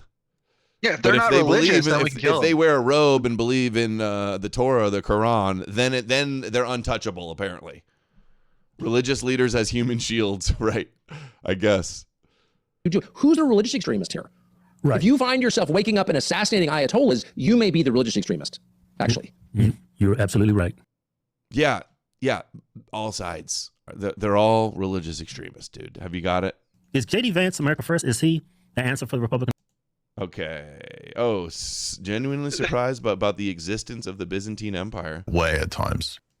I'm not trying to measure Christianity just on worldly success, but I do think it does play out in that way at times, right? If you're really based around Christ, if your theology or civilization is logocentric, then it's going to play out that way. You're just going to prosper because you're aligned with what's true. You're aligned with that transcendent source. Right. So anyway, for me, that journey ended up being eventually Orthodox Christianity. So, but Dyer just have a real mullet? quick back to the Byzantine Empire. Did you know it existed before? How many people are aware that there was a Byzantine Empire and know anything about its outlines? Not many people in the West. Again, I'm not trying to measure Tucker's Not being many nice. people in the West. Again, Yeah, not many people. Don't worry, Tucker. Nobody's heard of the Byzantine Empire before. Don't worry isn't about it? I think it's both things, right? Like I agree with him. Like most people in the West don't know what the Byzantine Empire is because everyone's basically retarded and illiterate. But like True. people who are political or historical thinkers, like they all know what it is. Obviously, you know what I mean? Like we all know what it is, and it seems to me like Tucker was like surprised. It's almost like he's like. He's like, I can He thinks it's imagine some, like a scenario where he's like obscure history like, or something. Yeah, like oh, they don't even. Yeah. Meanwhile, like that's just part of our history. And the other thing too is I would say like I don't know if you know this or other people know this, but like Byzantine Empire isn't what they called themselves. They just called themselves the Eastern Roman Empire or the Romans and things like that. Yeah, and it was just like the Greek remnants of the old Roman Empire, the Eastern side of the Roman Empire. Empire. Well, that was the Western one. The Holy Roman Empire was the Germanic, Italian, the one that came out of Charlemagne's old empire. So the Byzantine Empire, the Eastern Roman Empire, like that is just like a scholarly label we give that empire, like calling them Byzantine Empire. That's not what they would have called themselves. Is I guess what I'm saying. But yeah, I think that was so funny. It's like Tucker clearly had no idea. Originally, he must have been. I can imagine he's like looking over the books, like Gandalf. Wait, there was an old empire called the Byzantine Empire. What are they hiding from us? Oh my gosh! Oh, crazy. Okay, he says we're living in the real dark ages. Human trafficking. I mean, do you ever suspect that the sexual components of the Epstein story, which I don't want to minimize because they're awful, but do you ever suspect that maybe they're also a distraction from bigger crimes? It's much bigger than that. Yeah, I mean, in a lot of those emails and text messages and things that came out, you've got like, there's so many crazy examples. Like you got high level finance, money laundering is part of that. You've got weapons trafficking is a huge part of that. Because if you read Whitney Webb's book, right, like it's the Adnan Khashoggi operation, which also included like filming people on that yacht. That becomes kind of a pattern for also the way that Epstein would do his stuff. So you've got weapons trafficking, you've got high level blackmail, you've got human trafficking, you've got money and finance, and you've also got planned chaos in certain areas that you move money to prior to the chaos to benefit from the destruction, which is something that Ian Fleming had Spectre doing all the time. So I suspect Ian Fleming was talking about the sort of Epstein level, Rothschild level gaming of different markets, because that's a huge part of what they were doing. Where he didn't even answer the question whatsoever, even a little bit, and he didn't even reference a single email. Okay, like what the fuck? He didn't he's supposed to be some big expert, Jay, on this stuff. And he thinks that, there's so many emails, like I can't even choose one. I'm just going to talk about it in broad strokes. This shows that, he did ball bank account, didn't he? That's what I thought he was about to say. He's like, it's so much bigger than the sex. There's Satan worship, there's ball bank account. He was kind of cooking there though about like the actual issues with Epstein. He didn't do the ball bank account. And then just one thing on the last clip, I totally forgot I wanted to say this. The reason I kept in the part where he's talking about the transcendental thing, he is like saying that, a Christ-centered civilization, a logo-centered civilization will be the most prosperous and best one. And that's why he picked the Eastern Orthodox Church. Okay, the Eastern Orthodox Church is represented by the Greeks and Eastern Europe and Russia. Are those the most prosperous of European people? No, they're not, Jay. You're like anti-Western, and Western in the sense of not saying that those aren't Western nations, but you're like anti-Western Europe when you're saying that. The idea that like those countries are in any way like uniquely prosperous, dude. Russia is economically a shithole. It can't even compete with California. Okay, the idea that because they're logo centered or the Eastern Orthodox Church is logo centered, that somehow produces the best civilizations, that's ridiculous. No matter how you cut that, right? Like even if you look to like, let's just say he just look means at Christianity America, in general. economic powerhouse, and we weren't Orthodox or Catholic. It's been mostly Protestant. So I was just gonna, well, if yeah, but he'll I was still gonna argue, say, oh, they had some logos though. It's still well, this is like a still Calvinist Christian. argument. This is like a Protestant work ethic argument. This is like a pro-Protestant argument that he's like smuggled into the Eastern Orthodox Church. But that reality doesn't match. That doesn't match reality. You know what I mean? Like it makes sense when Protestants make those arguments. You know what I mean? I can see. I don't agree with them for sure, but I can see how someone could look at like the way Northwest Europeans and Northern Europeans and mostly Protestant countries like, you know, produced like economic value way above, you know, even other Europeans. And you could say like, oh, that's because they were the most logo centered. Like he literally is importing like Calvinism or Protestantism into the Eastern Orthodox Church. But that argument makes no sense when you look at Russia's history or Eastern Europe. And I'm not trying to demean those Europeans either. I'm just trying to be like objective when we're looking at it. The material value, the material benefit of the Eastern Orthodox Church, that is a stupid argument. Going to be a huge conflict over here, move in early, buy up resources, etc. Because the conflicts, the chaos is coming. They did it about Kenya, Somalia. There was emails about how to do this with the Greek debt crisis when that happened, to buy up after it collapsed, right? So that's a huge component. And we know that that's nothing new because the Rothschilds biography that I was just finished reading by Morton, investment banking, brags about how they did the same thing at Waterloo. They crashed the London stock market on the basis of false information and then bought it up when it crashed, when they figured out that I thought it was on the basis of false information. So on the basis of early information. The same thing that Jeffrey Epstein was doing in the emails with Ariana de Rothschild. It's funny that they called the 1,000 years after the fall of Rome the Dark Ages as compared to this. It's also crazy too that we think that there's no religious component. Yes. Yeah, right the now Dark Ages were way worse than today. Yes, exactly. Yes. What are you talking about? Look at the infant mortality rate and everything. Like, what the fuck? Like, literally, actually, I think we're in the Dark metric, Ages right now, not like the actual Dark Ages when plagues we are and entering ignorance. like a weird dark. Yeah, dude, we are entering like a dark age, but it's caused by idiots like you being illiterate. It's like an information age dark age where there's so much literacy and so much information, and it's flooded with so much that basically everyone's becoming illiterate and retarded, essentially. In this, the only way we're in a dark age is because of idiots like Jay Dyer, who's promoting ideas of like vegan sharks and vegan lions, and the world today when we seem to have all kinds of very demonic activities going on, which dude, there's so much demonic today. We're like really in the Dark Ages. So many demons today, bro. Totally demonic, dude. Just, secret societies, cults, you name it. So I think that the world really operates in this way versus the sort of secular mythology that we were taught. Dude, it's really like a spiritual secular demonic mythology. Angels and demons like waging war, spiritual battle. The true church and it's all just magical bullshit, Jewish bullshit, bro. The question was like about Epstein and like what's in there, and he has gone so far off. This is why these people can't talk about this issue. With like full... No. He asked about Epstein. He goes, "What is it? Is it deeper than the sex?" And he goes, "Yeah, it's all demonic, bro. It's just all satanic and demonic." And well, I get it, but what he's saying is like the secular mythos isn't true. So like the secular mythos about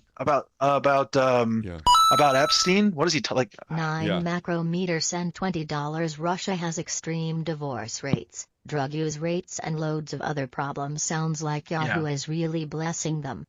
Yeah, and growing Islam and a bunch of mosques too. That's logos, bro. That's like so logos, dude. Yeah, dude. There was no demons in the Dark Ages. It's way more demonic today, dude. They didn't have the demon when the church was in charge and running things, and like there was exorcists everywhere. There was like they had the demons in control, bro. Totally back then.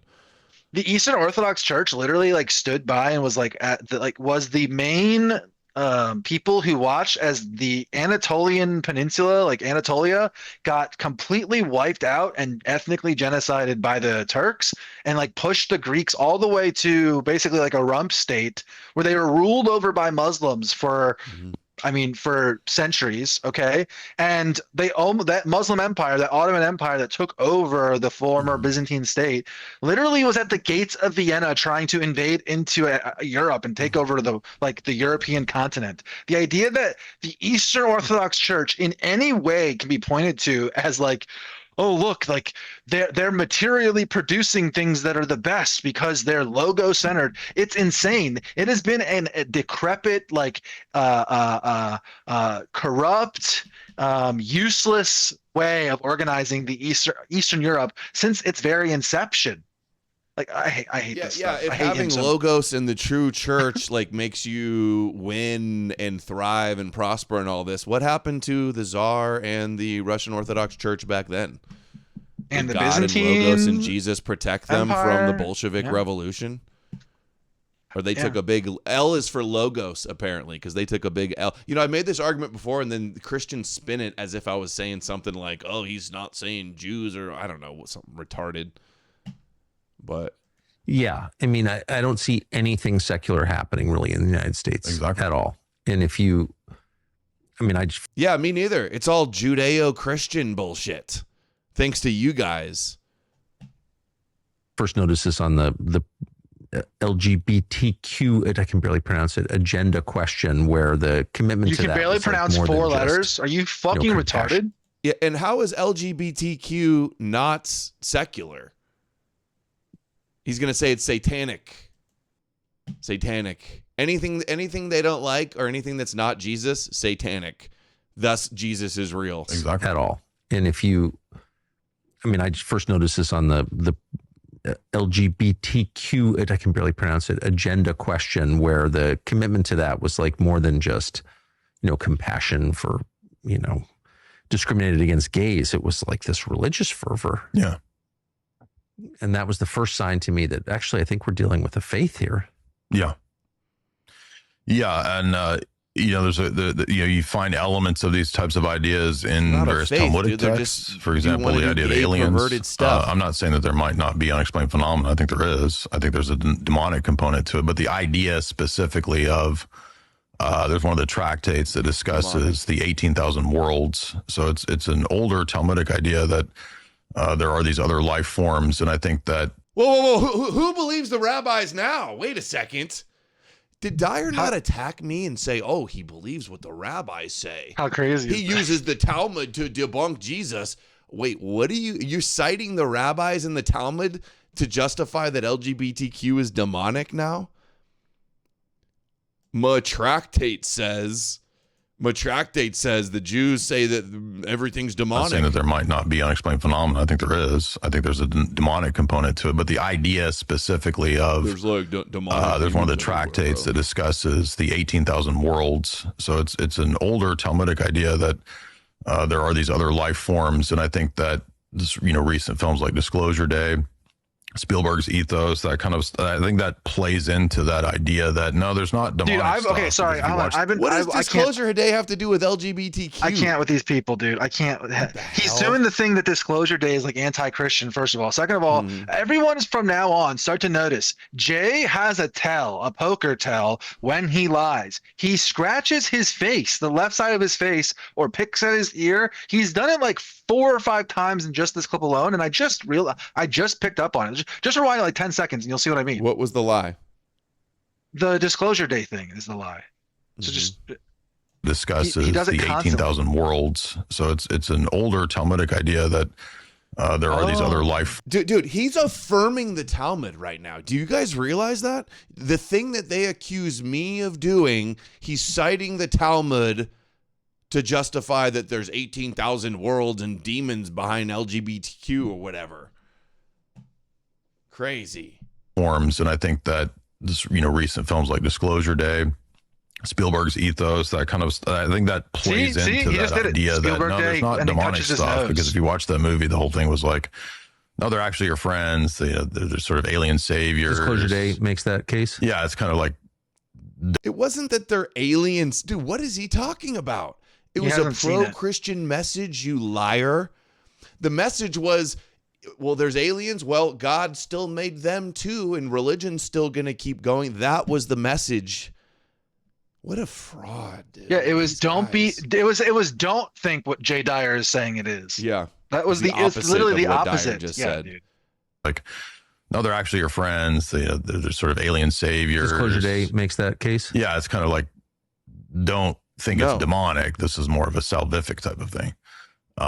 So I think that's propaganda. We welcome our new alien overlords. Mm-hmm. Yeah, dude. Dude, Spielberg wants you to think aliens or the fallen angels are good, not demons, bro. What a retard. I just posted 2 more in the. Yeah, there we go. Because this is where we. Just really quick, back to the Byzantine Empire. Did you know being promoted by this guy too, which I think is a Russia shill. Absolutely, with that guy. Absolutely. I bet RT is going to start clipping up and posting this too. That's my other suspicion. Just really quick, back to the Byzantine Empire. Did you know it existed before? How many people are aware that there was a Byzantine Empire and know anything about its outlines? Not many people in the West. Again, he goes, "Did you know it existed?" Jay's like, "Did he really just ask me that?" There is a very clear. Tell, right? Jay was like, "Kind of humanity." What he meant. Yeah, these courses, the way they're constructed in college and maybe even younger private type schools. Like you go from you do the pre-Socratics, you do Plato and Aristotle, and then you do Augustine, maybe a Stoic or two, and then you jump to Descartes. So you skip that whole period, and not just to say Byzantium, but also the Latin West was explicitly Christian as well. I think it's intentionally overlooked. They don't want people reading what brilliant thinkers were doing in the Middle Ages, because this is where we get universities. Universities come out of Byzantium, they come out of the West. So do hospitals. So some of the very fundamental science itself actually comes out of that whole period. So, but we are taught, we think that these are all post-enlightenment. Science itself comes out of that whole period. Do you understand how stupid Romans this is? and Greeks, they weren't doing science, bro. Dude, science was invented by oh, fuck these people, dude. What is it's so crazy. And the reason that would spark the Renaissance is because the Turks took Constantinople and the Byzantine Empire fell. Essentially what happens is a bunch of Byzantine thinkers who were preserving the pagan traditions and the pagan ideas, of rationality and thought and things like that. Western Europe had gotten rid of all those things and didn't keep them up together because the world was supposed to end 100 years before that or hundreds of years before that. So what happens is all these refugees, basically these intellectual refugees, they're afraid of Islam and they're afraid of the Turks basically taking Constantinople, and they all move into northern Italy and Italian city-states, and that's what births the Renaissance, is bringing these pagan ideas back into Western Europe. Okay. No, dude, we wouldn't have science with science is fake and Jewish, but we wouldn't have it without Christianity and the logos. The idea that was a Christian thing is so stupid. They literally were preserving the you science ideas. guys, you science Reddit dudes, tip your fedoras and thank Jesus for science, because you wouldn't have it without my church and my my temple liturgies. It's so stupid. Some of the very fundamental science itself actually comes out of that whole period. So, but we are taught, we think that these are all post-enlightenment, post-scientific revolution developments. They're not. They're medieval developments. So a lot of that's suppressed. A lot of that I had to kind of just read and learn on my own. I mean, medieval is an adjective, but also an epithet. That's medieval. By design. You're quartering somebody. The Dark Ages, they were dark. That's all Voltaire. That's all sort of an atheistic French Revolutionary attack on what came before by design.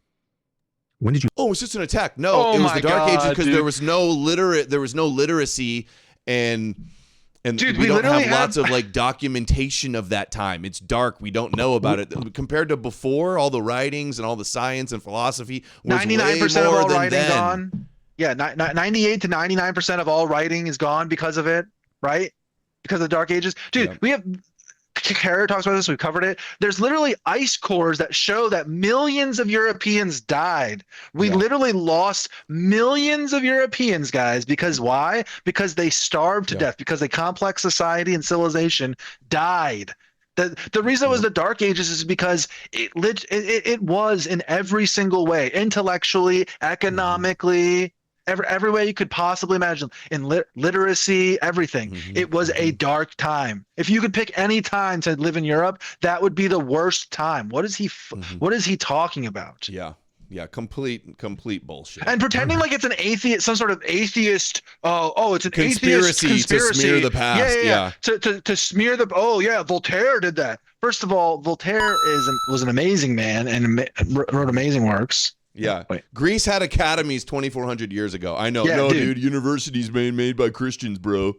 And think of this too. They literally shut down the academies. Both the Christians and the Muslims shut down these things when they come and they take over. The reason that we don't have a lot of books and preservations of the pagan works is because what happens was Christian mobs went around burning them down and taking out those libraries and knocking over their statues and all these things because they thought that those things were evil and demonic. They literally thought that demons were giving people scientific advancements. You guys understand that?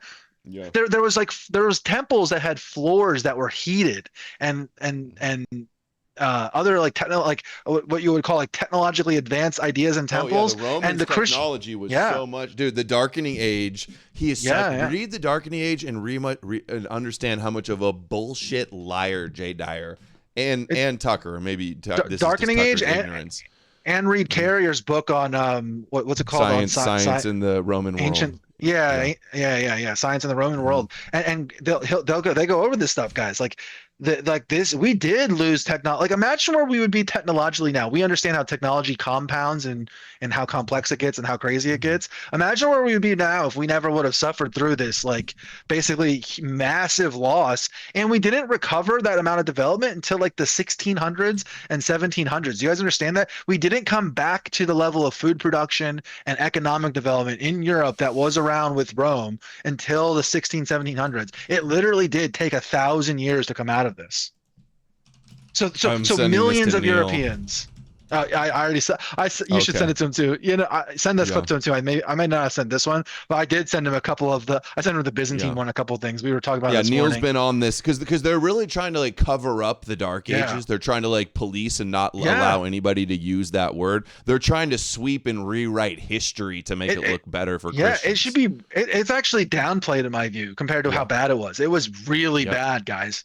It was the European. It was the European like. I mean, Dark Ages is not a strong enough term. It was like the time of the apocalypse. I actually sympathize with Europeans. I complain all the time that we look back at our whole political situation through the eyes of Revelation. That's obviously a problem.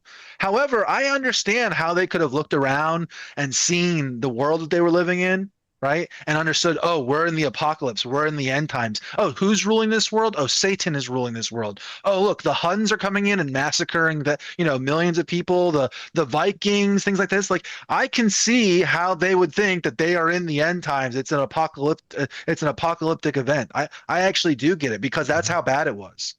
This sounds a lot like Dugan too, like modernity and liberalism and secularism. That's all the evils and Satanist of the world, and we got to be the true, real Christians, type of thing.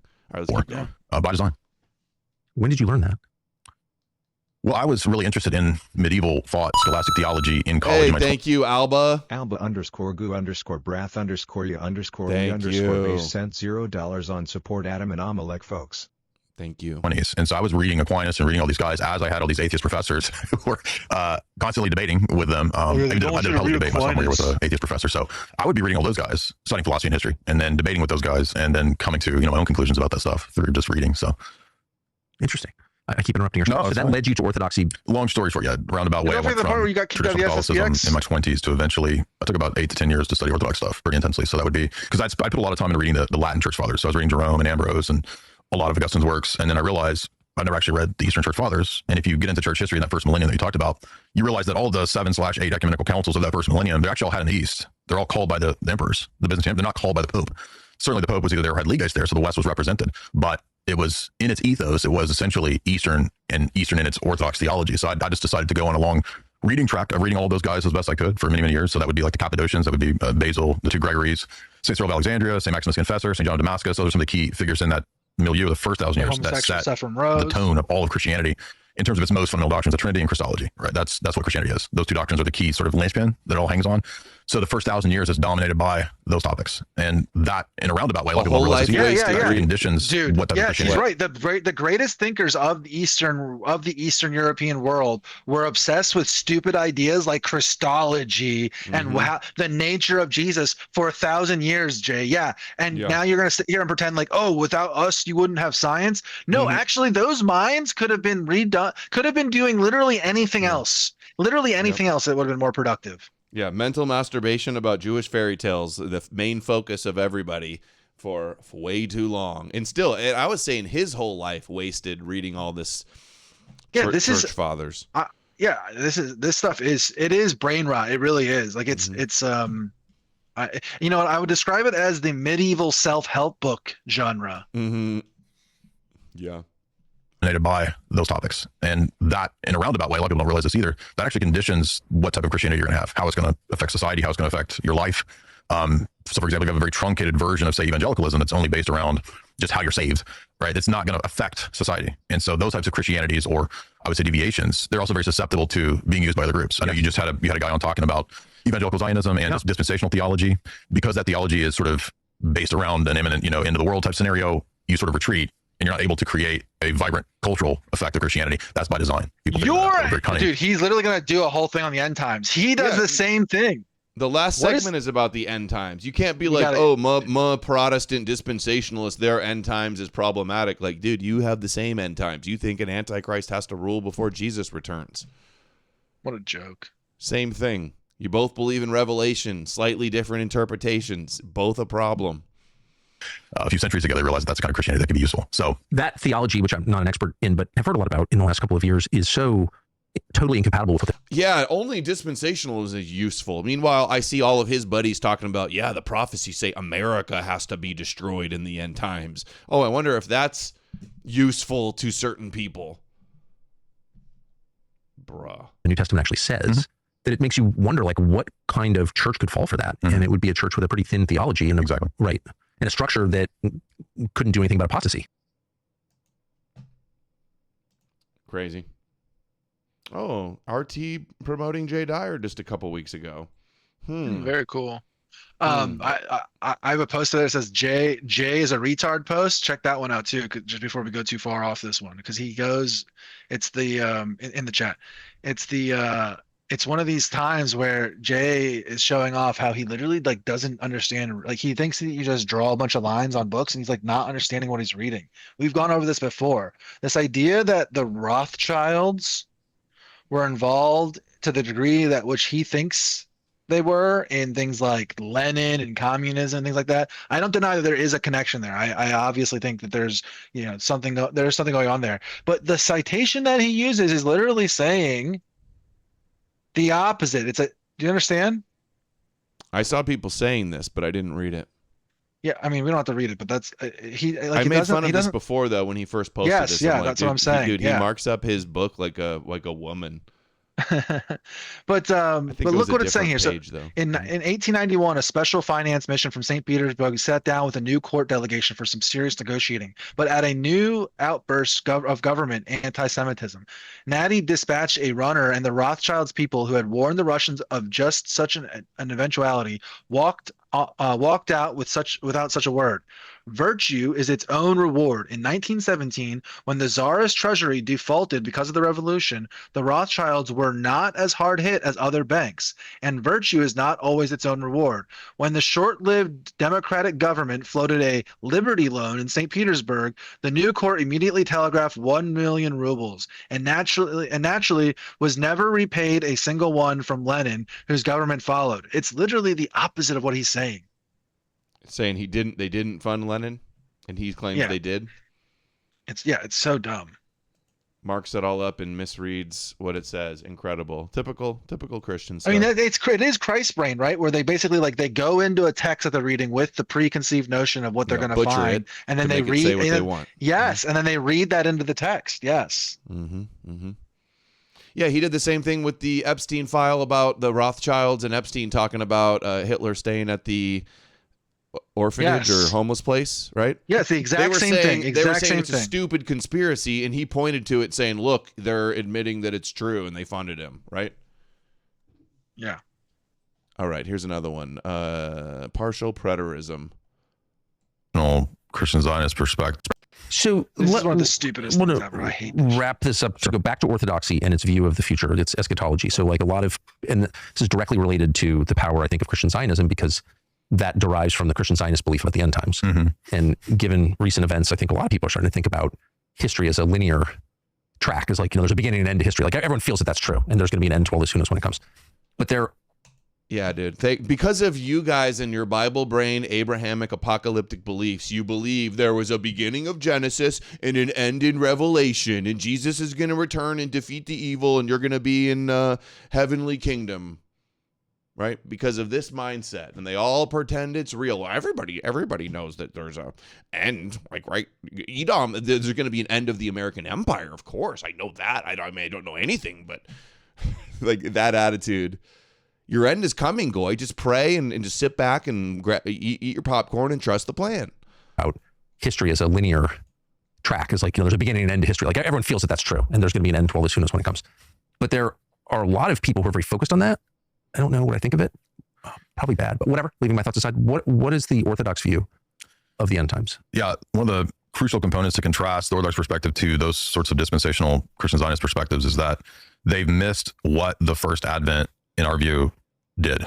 So we don't believe that the kingdom of God is postponed to the end of the world. We think that at the first advent, as Christ says many times in the gospel, the kingdom is here, the kingdom is in your midst, the kingdom is the presence of the Holy Spirit. This generation will not pass away before I come back. And we believe in what's called partial preterism, and the church fathers, especially Chrysostom, emphasized in his sermons on Matthew 24 and Luke 21, that the destruction of the temple in 70 AD was the finalizing of the reality of the kingdom coming into fruition. So in other words, it's appropriate that the temple would pass away now that what the temple was a type of, which is the church, is here. So now that the church, which is the true temple, has come, that is the surpassing of from type to antitype, right? So you wouldn't go back to types now that the reality has come. So much of what's in the Old Testament, whether it's the temple administration with the showbread and the lampstand and all that, those things are fulfilled in our view, what the Orthodox Church is. The Orthodox Church possesses those things in the here and now. So sometimes in theology, it's called the already not yet principle. So the kingdom of God, the end times are here now. They began at the first advent.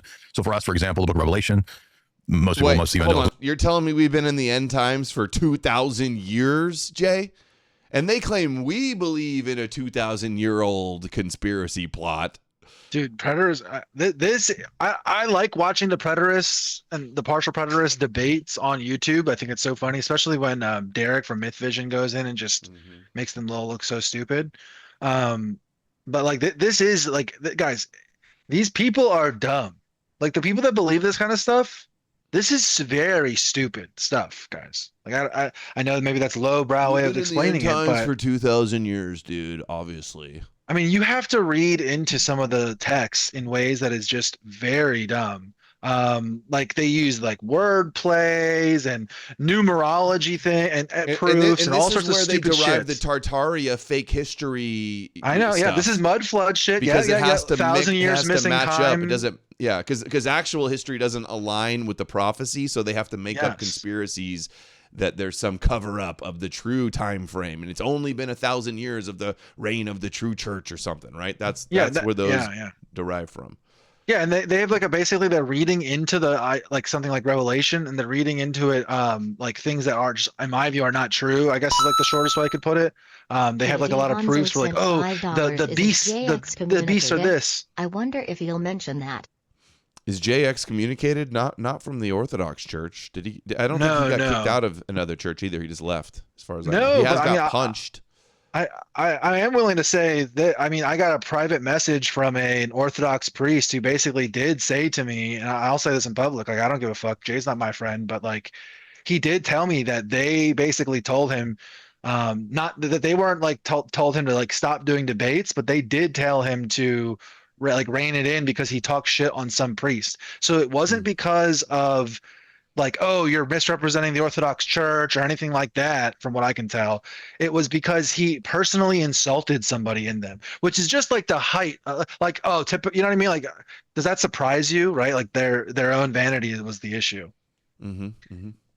oh, that's the end of the world, and that's John Hagee and the 7 blood moons of Israel. No, it's now. Like, we live in the eschatological reality when you go to divine liturgy. That is heaven on earth now. It's not a postponed end of the world. Hold on. Hagee says we're in the end times right now too. So you're in agreement. Read between the and then forget to read what the text actually say? They make up whatever they wanted to say when it's convenient. Hold on. Hagee thinks we're in the end of the world, but we actually are in the end of the world, but we have been for 2,000 years. Like, he's this wrong is what we're about it. arguing about. This is completely unserious. He's so stupid for being in a pre-trib rapture. That's dumb. There's no evidence for a pre-trib rapture. That's heresy. Yeah, but post-trib, that's based in liturgy temple pills or something. It's fucking retarded. It's so dumb. That's John Hagee and the 7 blood moons of Israel. No, it's now. Like, we live in the eschatological reality when you go to divine liturgy. That is heaven on earth now. It's not a postponed end of the world. There is an end of the world, but Jesus brought the end of the world at his first advent. And so he's right, but it's just already the end of the world 2,000 years. There's going to be a real end of the world, but already there was an end of the world 2,000 years ago. This guy bought John Hagee's book, by the way, when he was a Christian and believed in it at one point. So not exactly the best authority with the discernment to judge these things. Yeah, that's a good point. Like, he's coming at this from like a former Hagee fan, basically, right? Like someone who believed what he was saying. And I mean, I never believed what he was saying. He's like, John Hagee thinks there's going to be the end of the world, but there already was the end of the world. But another one is coming too. So it's like, you agree. Get Charles Giuliani on as a he'd be here some boomer. Thank you, Dinsdale. Yeah, I haven't heard from him for a while. the kingdom of God, the end times, are here now. They began at the first advent. So for us, for example, the book of Revelation, most evangelicals, oh, that's the end of the world, and that's John Hagee and the 7 blood moons of Israel. No, it's now. Like, we live in the eschatological reality when you go to divine liturgy. That is heaven on earth now. It's not a postponed end of the world. There is an end of the world, but Jesus brought the end of the world at his first advent. And one way that we know this is that most of the time when you ask, that type of an evangelical Zionist or whatever, when does the reign of Christ begin? Oh, when he comes back. But every time Psalm 110, which is sit thou at my right hand until I make your enemies your footstool, every time that's cited in the New Testament, it's cited about his ascension, which happened after he died and was resurrected. It's not about the end of the world. It's about the ascension. So the church is the kingdom. And if you go back and read the prophecies in Isaiah, in the Psalms that talk about the conversion of the Gentiles, that began when Jesus sent his apostles out throughout the Roman Empire. You have this prophecy in Daniel 2 that the empire under which this Messiah is born eventually becomes the kingdom of the Messiah. Within 3 centuries, the Roman Empire becomes essentially the Orthodox Catholic Church. So we see all of that as fulfilled when he ascended and began his reign in his church. Thus, there is an end of the world, but we don't sit around speculating about news headlines about when that's coming, because we're already in the end of the world now when we go to the divine liturgy. That is. Whoa. I've seen you guys talk about end times so much. What do you mean you don't think about it? The rabbis do the same thing, just so everybody knows. Oh, no man can determine the future, blah, blah, blah, blah, blah, the prophecies. They all do this. Oh, we're not supposed to tell. Oh, it's just speculation. We're not supposed to do this. Oh, we don't do that. Meanwhile, endlessly speculate on what's going on in their interpretation. Yeah. That's coming because we're already in the end of the world now when we go to the divine liturgy. That is the eschaton in the here and now. Does that make sense? It does make sense. It does make sense. So that kind of like makes perfect sense. Changes your responsibility as a Christian living in the world. Exactly. And it also doesn't make us worship some atheist nation state in the Middle East that was created by the Rothschilds and the UN in 1948. Oh, that's not in your liturgy? Atheist nation state. No, I'm saying like my duty is not to John Hagee's shofar and the blood moons or whatever. Blood moon pies. What are blood moons?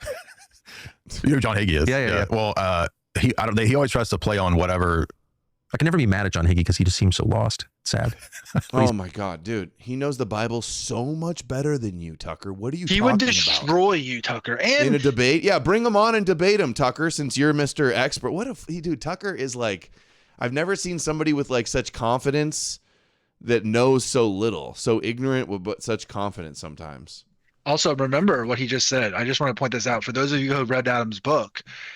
What Jay is saying there is that the footstool, the Psalms, I think it's, what is it, Psalms 110, I think it is. Psalms 110, yeah, the footstools, that's all related to Jesus on his ascension, right? That it's rather than related to his return, it's related to his ascension. Does that make sense? So he's basically, what he's trying to say is that midrashic line that we all know, that it was about when Jesus supposedly was crucified, that would be the bringing about of the Christ's rule over the world. And that's what they mean by the millennial kingdom and all these other things, right? Think about what that means in terms of like the Jesus deception itself. If that's their understanding, then they're reading into the text exactly what we're saying.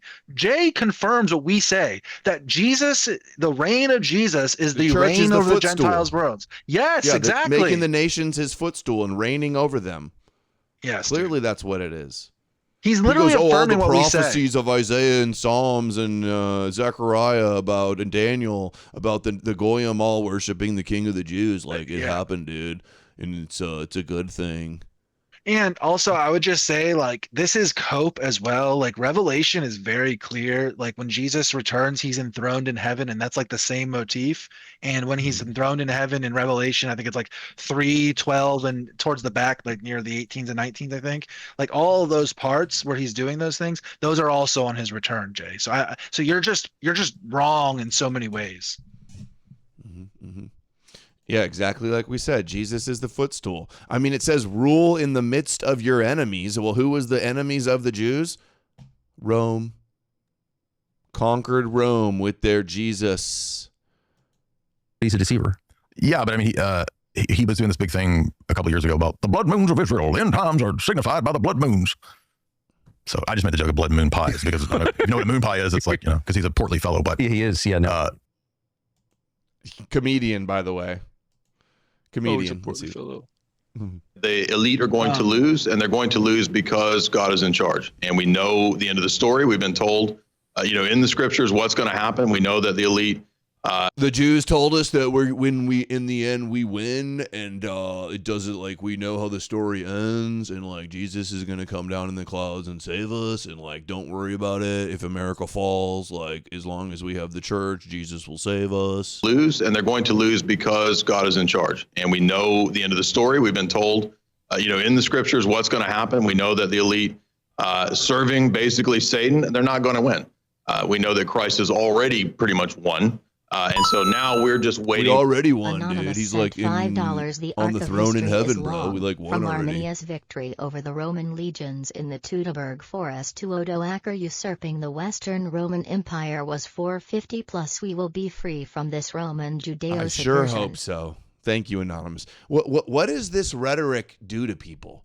Guys, we already won and we will win. Don't worry about it. Just keep praying, trusting the plan, believe in Jesus. Cite your Psalms. Go in your temples and LARP as spiritual Jews and circumcise your brains, and don't worry, we'll win. Don't worry, the good guys win in the end. The Jews told us so. Christ has already pretty much won. And so now we're just waiting for that final victory. And so I'm not worried about, the day-to-day. I think that we do have to get out there and fight. Well, exactly. Christ is one, but we have to accept Christ, not the fake church Christ, the real one that's inside of us. We have to accept and act on it. Exactly. Yeah. Yeah, dude, we already won, bro. We don't think about the end time, but we know that we're gonna win for sure. Did you see Wes Huss tweet, by the way, this week? Yeah, about Judeo-Christian. Yep. Yeah, it's pretty fun. That's good. We like just that. retweeted with Ian Carroll. And Wes Huff, guys, because there's nothing these Zionists like Ben Shapiro and Daily Wire and Jordan I knew this was going to happen more. They bring on Wesley Huff to do a whole lecture series on how the Bible is historical, because there's nothing they fear more. No, there's nothing they want more than all the Goyim believing the Bible is real. I forget. Did you covered on your show, right? The trailers for his for Jordan Peterson's lectures, the trailers for him. Mm-hmm. Have you reacted to those on your stream before? Jordan Peterson's lecture series on Old Testament? I think so, yeah. He has a whole bunch of these trailers that were on my YouTube recommended. I wasn't sure if I saw them on your thing before. If not, we should watch them one time, because there's probably 20 of them, and dude, it's like a meme. It's actually so funny. Like his views of Nietzsche and things like that. He's literally as afraid of Nietzsche. He's like, reading Nietzsche, it's very powerful. You got to be careful. It's gonna cut you crying. And all. Yeah, dude, it's really funny. Mm-hmm. Martin Luther, he said, "I want to make Moses so German that no one would suspect he was a Jew." Now that can sound controversial. The Western world sits at its basis with a grounding of Judeo-Christian ethics. All people have intrinsic worth. That's an idea that comes from the Bible. So true. Yeah, nobody thought anybody was worth anything till the Bible. Yeah, I was dude, literally in a our space. whole everything we have is thanks to the Judeo-Christians 8-part lecture series. Dude, I was in a space last night trying to argue with like a normie MAGA Christian that this was like, I was like, Christianity is universal. It teaches people to be like this. And he was like, that's insane. It says that nowhere in the Bible. What are you talking about? Should the Bible's history cause us to doubt its reliability and authority? Yes. These are the sorts of things that I want to dig into. See, they want you to be under the authority of the fake history of the Bible. Okay, this is what the rabbis want. This is what the Zionists at Daily Wire and Jordan Peterson want. All right? This is the overnight star. This guy's blown up on every big podcast ever. Do you see people going on all these big shows and reaching large audiences that Jesus is a Jewish myth and never existed, and that the Bible is fake history? No, of course not. But there's nothing they fear more. They want to destroy that, right? Demons in charge. Can we actually get to the end of a question like, is what we have now what the original authors wrote? If any of you have heard that all we have is a translation of a translation of a translation, okay, but what about the Dead Sea Scrolls? What people thousands of years ago put on ancient parchment and papyri that were buried in the sands of Egypt hundreds of years before Constantine or anyone at the Council of Nicaea had been born? Yeah, they say the New Testament is copies of copies of copies because we don't have those in the Dead Sea Scrolls. Nice little shift there. We don't know the earliest Bible, the earliest like books of the New Testament that we have are hundreds of years after the originals would have been written. All right, that's what they mean by copies of copies. You're talking about the Old Testament, and just because the Old Testament said something in the 1st century Dead Sea Scrolls doesn't mean it's historically reliable. They made them up a few hundred years before. I'm arguing the Bible is historically reliable, that it ultimately communicates truths. The greatest individuals spoken about in and through its pages are broken and flawed. Through the teachings of Jesus of Nazareth, I have seen he has accomplished what I can't. Jesus dies, and his story doesn't stop there, because we're still talking about him 2,000 years later in a way that we aren't talking about other messianic figures who, when they died, their movement died with them.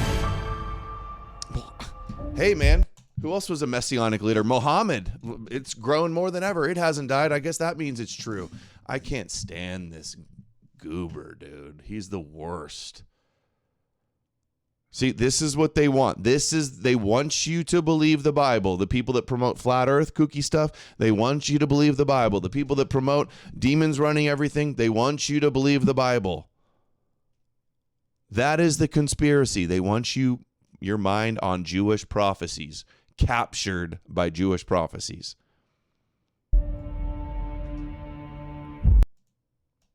All right, End Times. Did we already watch End Times? That's the one I want to see first.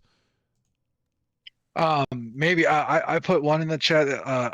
So I put a couple of things in the chat just now for you. So above it says Luther equals Troons. That post is going around. It's pretty funny. And then yeah, I would say whatever like posts you want to do from the thing. Jay is a retard post. Well, the Jay is a retard. That's the one you already had. Okay. Yeah, Luther equals there's an Troons. idea in the Middle Ages. I mean, this is okay. This is basically there's an idea in the Middle Ages called nominalism. Have you heard of that? Yes. Okay, so nominalism is the idea that there are only names to things, not essences. So there's no human nature. There's no dog nature. When we talk about natures or classes or sets of things, we're not giving an ontological or metaphysical status. We're just simply classing things together linguistically in a set. The Middle Ages in the ancient world, the time of Paul or the church fathers, they thought very differently. They thought that things have natures, they have essences. And so the words aren't just terms or nominal nameism. They actually describe what's really there in them metaphysically. Okay. So there is human nature. And in Orthodox theology, Christ assumes. Who would deny that? In the Middle Ages, it begins with people like William of Ockham. So Ockham is the first nominalist. And the man with the razor. Exactly. He's known for that. And he challenges some kind of established ideas of like essential. It's called essentialism, that things have essences. And so he also goes up against this idea of universals, that there's no such thing as a universal class or essence of a thing. And that had been kind of the norm since Plato and Aristotle as well. But so you get a denial of essentialism and essences, and then you get another guy named Gabriel Biel, and he's very influential on Martin Luther. And so when the Reformation kicks off, there's this debate about how could you be called righteous if you're not in fact righteous. So if as a human being you are, menstrual rags, as Isaiah says, as the Reformer said, then how could God call you righteous without being a liar? What enter in nominalism, and nominalism. Did you just say that humans are menstrual rags?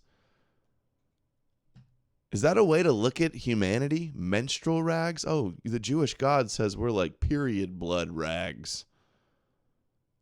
Liar. What enter in nominalism, and nominalism. And why are we worried about being righteous goyim too?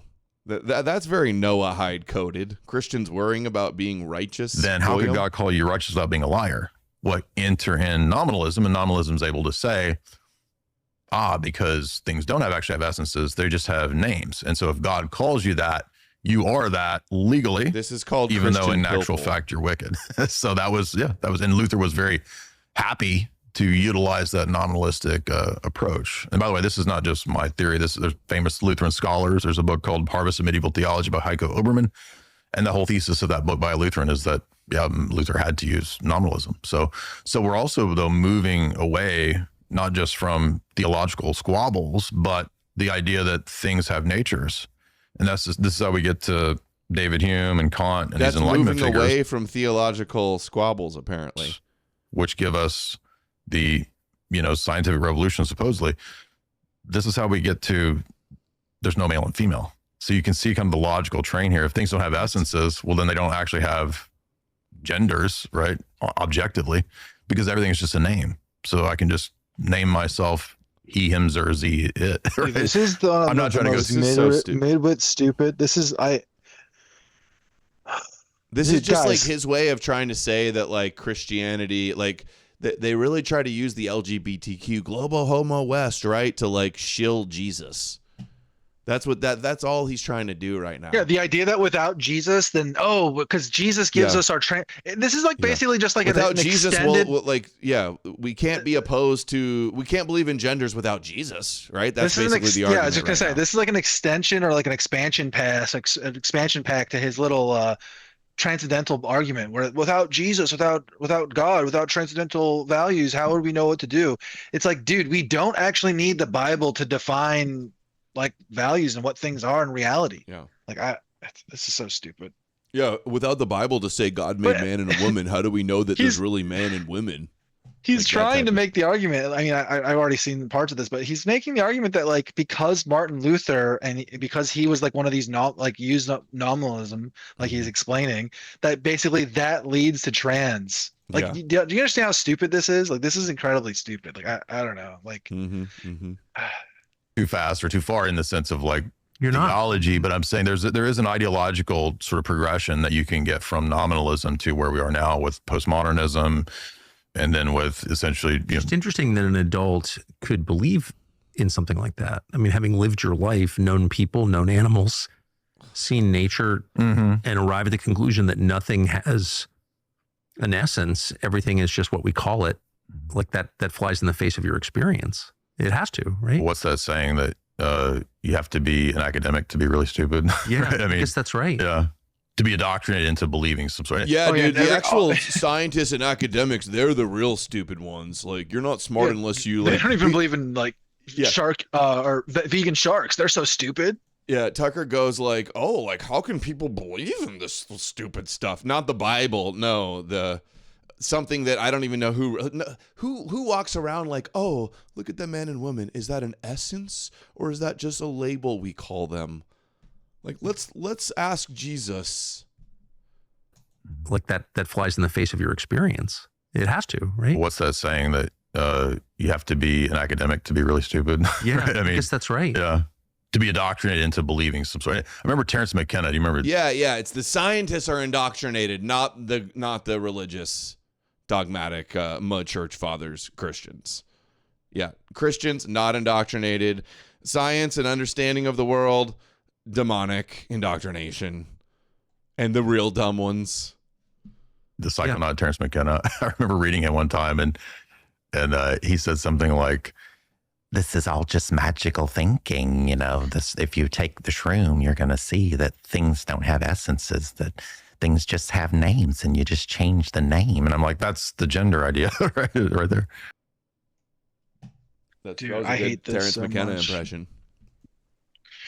Very dumb, very stupid arguments. And then yeah, we can do the end times thing, and then I put in more of the Mizrachi Adam King clips. Okay, with we'll maybe do that tomorrow. We're gonna wrap up soon here with the Dyer. We're all dired out today. We're gonna get all the Dyer out. Dude, we also got to do. There's so much to cover. We still have the Patriot Front, Christ is King stuff, and we've got. I mean, I was just thinking about it. You didn't cover Lindsey Graham, and what am I gonna cover about it, dude? He Iran had a heart attack. Maybe people are claiming Russia killed him. The Russia it might be the next conspiracy theory that's going on. Maybe right. Right, and then we also have, maybe we'll have to do another one tonight, or maybe we'll just do it tomorrow. But also the Iran war guys, by the way, back on, bombing them again. We're threatening them again.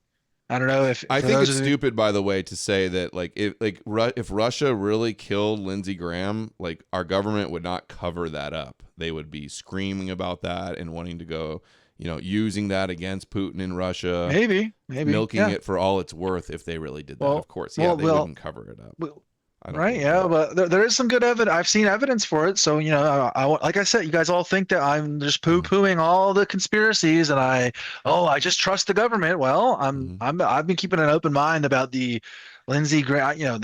I think Nick said this, and I agree. It's not a 0% chance, right? So whatever the percentage chance is, we don't know right now, but it's definitely not 0% chance. So no, it wouldn't be a 0%. I would assume that they would try to kill Lindsey Graham if they could. But I don't think our government would cover it up if they did. That's what I'm saying. Yeah, well, maybe they would, right? Well, under certain circumstances. Yeah. I agree. I know what you're saying, but I can imagine circumstances that they would want to do that.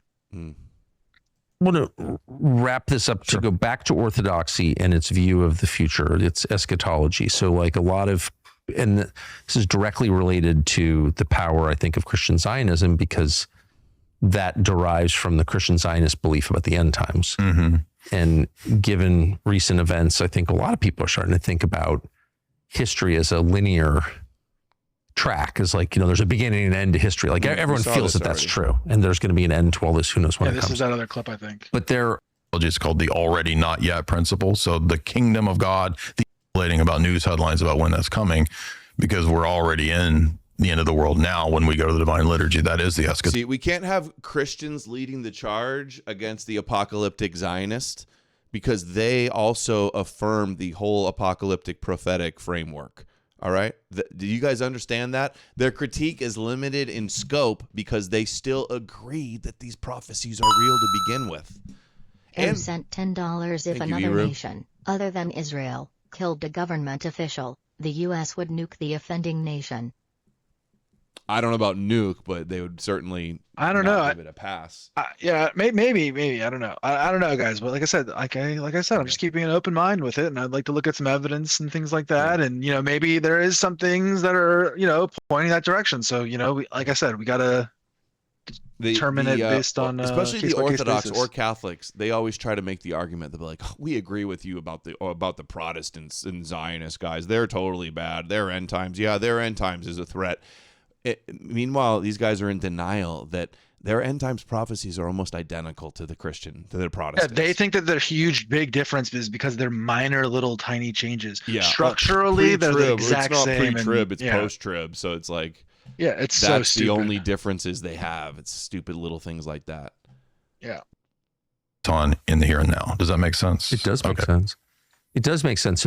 In his mind, St. Augustine said, could never be, even though he admitted it's a sacrament, he never understood how it could be a sacrament, because for him it always involves some degree of venial sin, because in his view, man's will is either enraptured with God or with some created thing. And if it's enraptured with a created thing, like in the moment of sexual release, then you're in some way not focused on God. So he had a dialectical view of sin and good and evil and of the will. The Orthodox view doesn't have that view. In fact, we think that there's the possibility of many different goods. So married life is good and has graces, and there might be certain advantages to living a single celibate life, but it's not inherently somehow holier than if you're married. And a lot of more Orthodox monastics will even admit that a lot of married people can achieve a higher level of sanctity even than some monastics, because just sacrifice in itself is not, I mean, I desire mercy, not sacrifice, right? So just sacrificing itself doesn't necessarily equate to a more holy status in the Orthodox perspective. Although you might be able to do certain things that you can't do if you're married, but that's a very different attitude. Dude, he from never sort of answers the medieval question. Roman Catholic attitudes. It's of so insane to me. He asked about end times. Yeah, dude. Now he's talking about how the view of marriage in the Orthodox Church. Like, oh my God, dude. Sex and marriage. I mean, I get the jump, but it's so stupid. This is the end. Let's see what he says. Thank you. That was very interesting. Thank you, Jay. You're a really smart guy, Jay. What a conversation. Thank you. What a conversation. Thank you very much. Yeah, thank you very much. Dude, he's getting frame mogged by Tucker hard. How tall is Tucker? How small is Jay? Is this the same one? Look at the frame mogging. Medieval Roman Catholic attitudes of like sex and marriage. What a conversation. Is he in like a bigger chair or something? It looks like he is in a different chair, so maybe it's just the chair. Jay's getting screwed by the chair. How tall is Jay? Is Jay like 5'5" or something? 5'6"? No idea. Not as tall as you. You guys, you and C Throat all made it through the whole thing, right? How about our aliens actual demons? Yeah. I was gonna say I stopped. Because I thought we were gonna go through the whole thing on last night, like a standalone stream for it. So I stopped watching. So I'm gonna have to go through and watch the full thing. There might be like a part 2 to the stream if I find some good clips, guys. Because I'm gonna go through it when we're done here, and I'll go through the full thing and pull it out. Mm-hmm. Yeah, and there's you find elements of these types of ideas in various Talmudic texts. I love how Jay Dyer goes like, "Oh, neo-pagans is like a federal op or something." Remember he was saying that a little bit ago. Meanwhile, here you are with a former top Fox News host whose dad was in the Voice of America CIA. You gotta start this platforming your Christ shilling. You got to go back like 5 seconds because you missed what he just opened up with this. 122. Religious fervor. Yeah. And that was the first sign to me that actually I think we're dealing with a faith here. Yeah. Yeah. And, you find elements of these types of ideas in various Talmudic texts. For example, the idea of aliens. I'm not saying that there might not be unexplained phenomena. I think there is. I think there's a demonic component to it. How many times is he going to cite the fucking Talmud to back up his arguments? He literally sits there and says that dude, this is crazy. I gotta watch the full thing. Yeah, like I said, last night I thought we were gonna go and do like a full hour and a half or 2 hour watch the whole thing. So I didn't clip anything up. I'm gonna have to go through and watch this. Dude, you know what we need to do? We need to find him talking shit, claiming I believe in the Talmud, and then clip that with him citing the Talmud over and over again. It is so crazy. That's what it needs to be. He literally, and not just that, but what is his citation of the Talmud doing? Demons aliens being are real. demons and demons are real. Yeah. Aliens are demons and they're real. Guys, do you see the psyop in front of? Yeah, dude. Guys, what's crazy is I think that Jay is like tricked himself into believing this is real. I think he actually does think this stuff is real. This is psychotic. This is stupid. This is not helpful for politics, guys. This is like demons are real. Source Talmud. Dude, this is crazy. Holy shit. Imagine that in any way, shape, or form that he sits there and says that that's what we're doing. That they get all their information from the Talmud and Tovia Singer. Where are you getting your information from? Oh, right, Talmud. But the idea specifically of there's one of the tractates that discusses the 18,000 worlds. So it's an older Talmudic idea that there are these other life forms, and I think that this recent films like Disclosure Day, Spielberg's Ethos. Oh, this is the same one we already saw, so he doesn't do it. That kind of. I think that plays into that idea that there's not demonic stuff, because if you watch that movie, the whole thing was like, they're actually your friends. They're just sort of alien saviors. What an insane situation. Yeah, it makes that case. Yeah, it's kind of like are UFOs demons? Well, the Talmud says so, and I believe it. Jay Dyer. What a joke, dude. We need to make memes, guys. Don't think it's demonic. This is more of a salvific type of thing. So I think that's propaganda. So we welcome our new alien overlords. Much like Childhood Zen, and if you've read Childhood Zen, you know that Arthur C. Clarke, who was buddies with Crowley, right? They're actually promoting this idea that Karellen, he looks like a demon, right? But he's our alien savior. And he comes to Earth and gives like medical advances and technological advances, and then he says, oh, by the way, I need your first generation of your children. And then he takes them off and nukes Earth. So it's like, I'm going to save you by taking your kids and destroying the rest of you because you're all going to kill yourselves. So a movie? If we just let you be. And I'm just giving that as one example, like famous, propaganda in sci-fi. H.G. Wells was a huge propagandist about the stuff too. He was a high level. He describes himself as a Luciferian. He says in his book, God the Invisible King, he says, you might think that in the coming technocracy, Brave New World, you're going to be atheists. No. So we have a different deity. His name's Lucifer. He will be the deity of the future. So he's a Promethean, you could say. But he was also like one of the chief propagandists for the sort of Rothschild, Milner, Fabian circles that were promoting socialism and technocracy back, in the 1800s, late 1800s, early 1900s. What are the consistent lies that this propaganda tells? Like what connects all of the, one of them, I'll just start by saying one of the main lies that they're committed to convincing you of is that all this is secular. It's all science-based. It's materialism, like nothing. There's no spooky supernatural. Like I noticed that. Yeah. One of the things I've done on my YouTube channel the last 10 years is what I call the Global Elite Book Series. And all we do in the last 10 years is like we pick various Brzezinski, H.G. Wells, Jacques Attali, Carol Quigley. I mean, you just go down the line and we read through the texts and then I do a talk on them. And what we've noticed, we've done dozens of these, is there's a consistent pattern of, I say there's like, 5 or 6 commandments of the elite that you have to be on board with. And there seems to be a recurring pattern of, or maybe 7. Because humanity is overpopulated, we must have global governance. We must have a united world religion eventually. We must have full spectrum dominance, control of area of life. Everything's surveilled, all the way up to we did remember Klaus Schwab's Fourth Industrial Revolution book. That whole book that came out right before COVID was about how the coming crises will bring about this sort of globalized one world order ruled over by Internet of Things, Skynet type stuff. And that leads to rationing and, austerity, all that kind of stuff that we've seen pushed by these people for so long. But I think, some of the most telling books are like Jacques Attali's book, Brief History of the Future. That book was written in 2006, and he was the sort of Kissinger to, the presidents of France, Macron, and people like that. Maybe even Mitterrand, who he was consultant to. But he was the Kissinger. He's just like Talmud, mic drop. That's Talmud. what I mean. Yeah, that's what I mean. He just like does a couple buzzwords in the beginning, answers the question, and then he just like finds some way of like using it to jump off to like another topic. He does this on every question from what I can tell. This is crazy. France, what an idiot. Huge neocon type person. And in that book, he says, towards the end of it, he says, we progressed to the point where we're going to have a global brain. It's the golem. He calls it the golem. We're all going to be linked in. You'll lose your individuality when you're linked into the global brain. He says, at the spearhead of all of this is the transhumanists. Transhumanism is, as Julian Huxley coined the term, the future that we're going into. And so those are the elements. Yet, Adam, will make my day to know what you like. How can I send some stuff to you? Dude, I've been checking my emails. I didn't see it. You said it to my Google, I think. Let me check again right now. One world religion, one world currency, DMs are open. one world brain.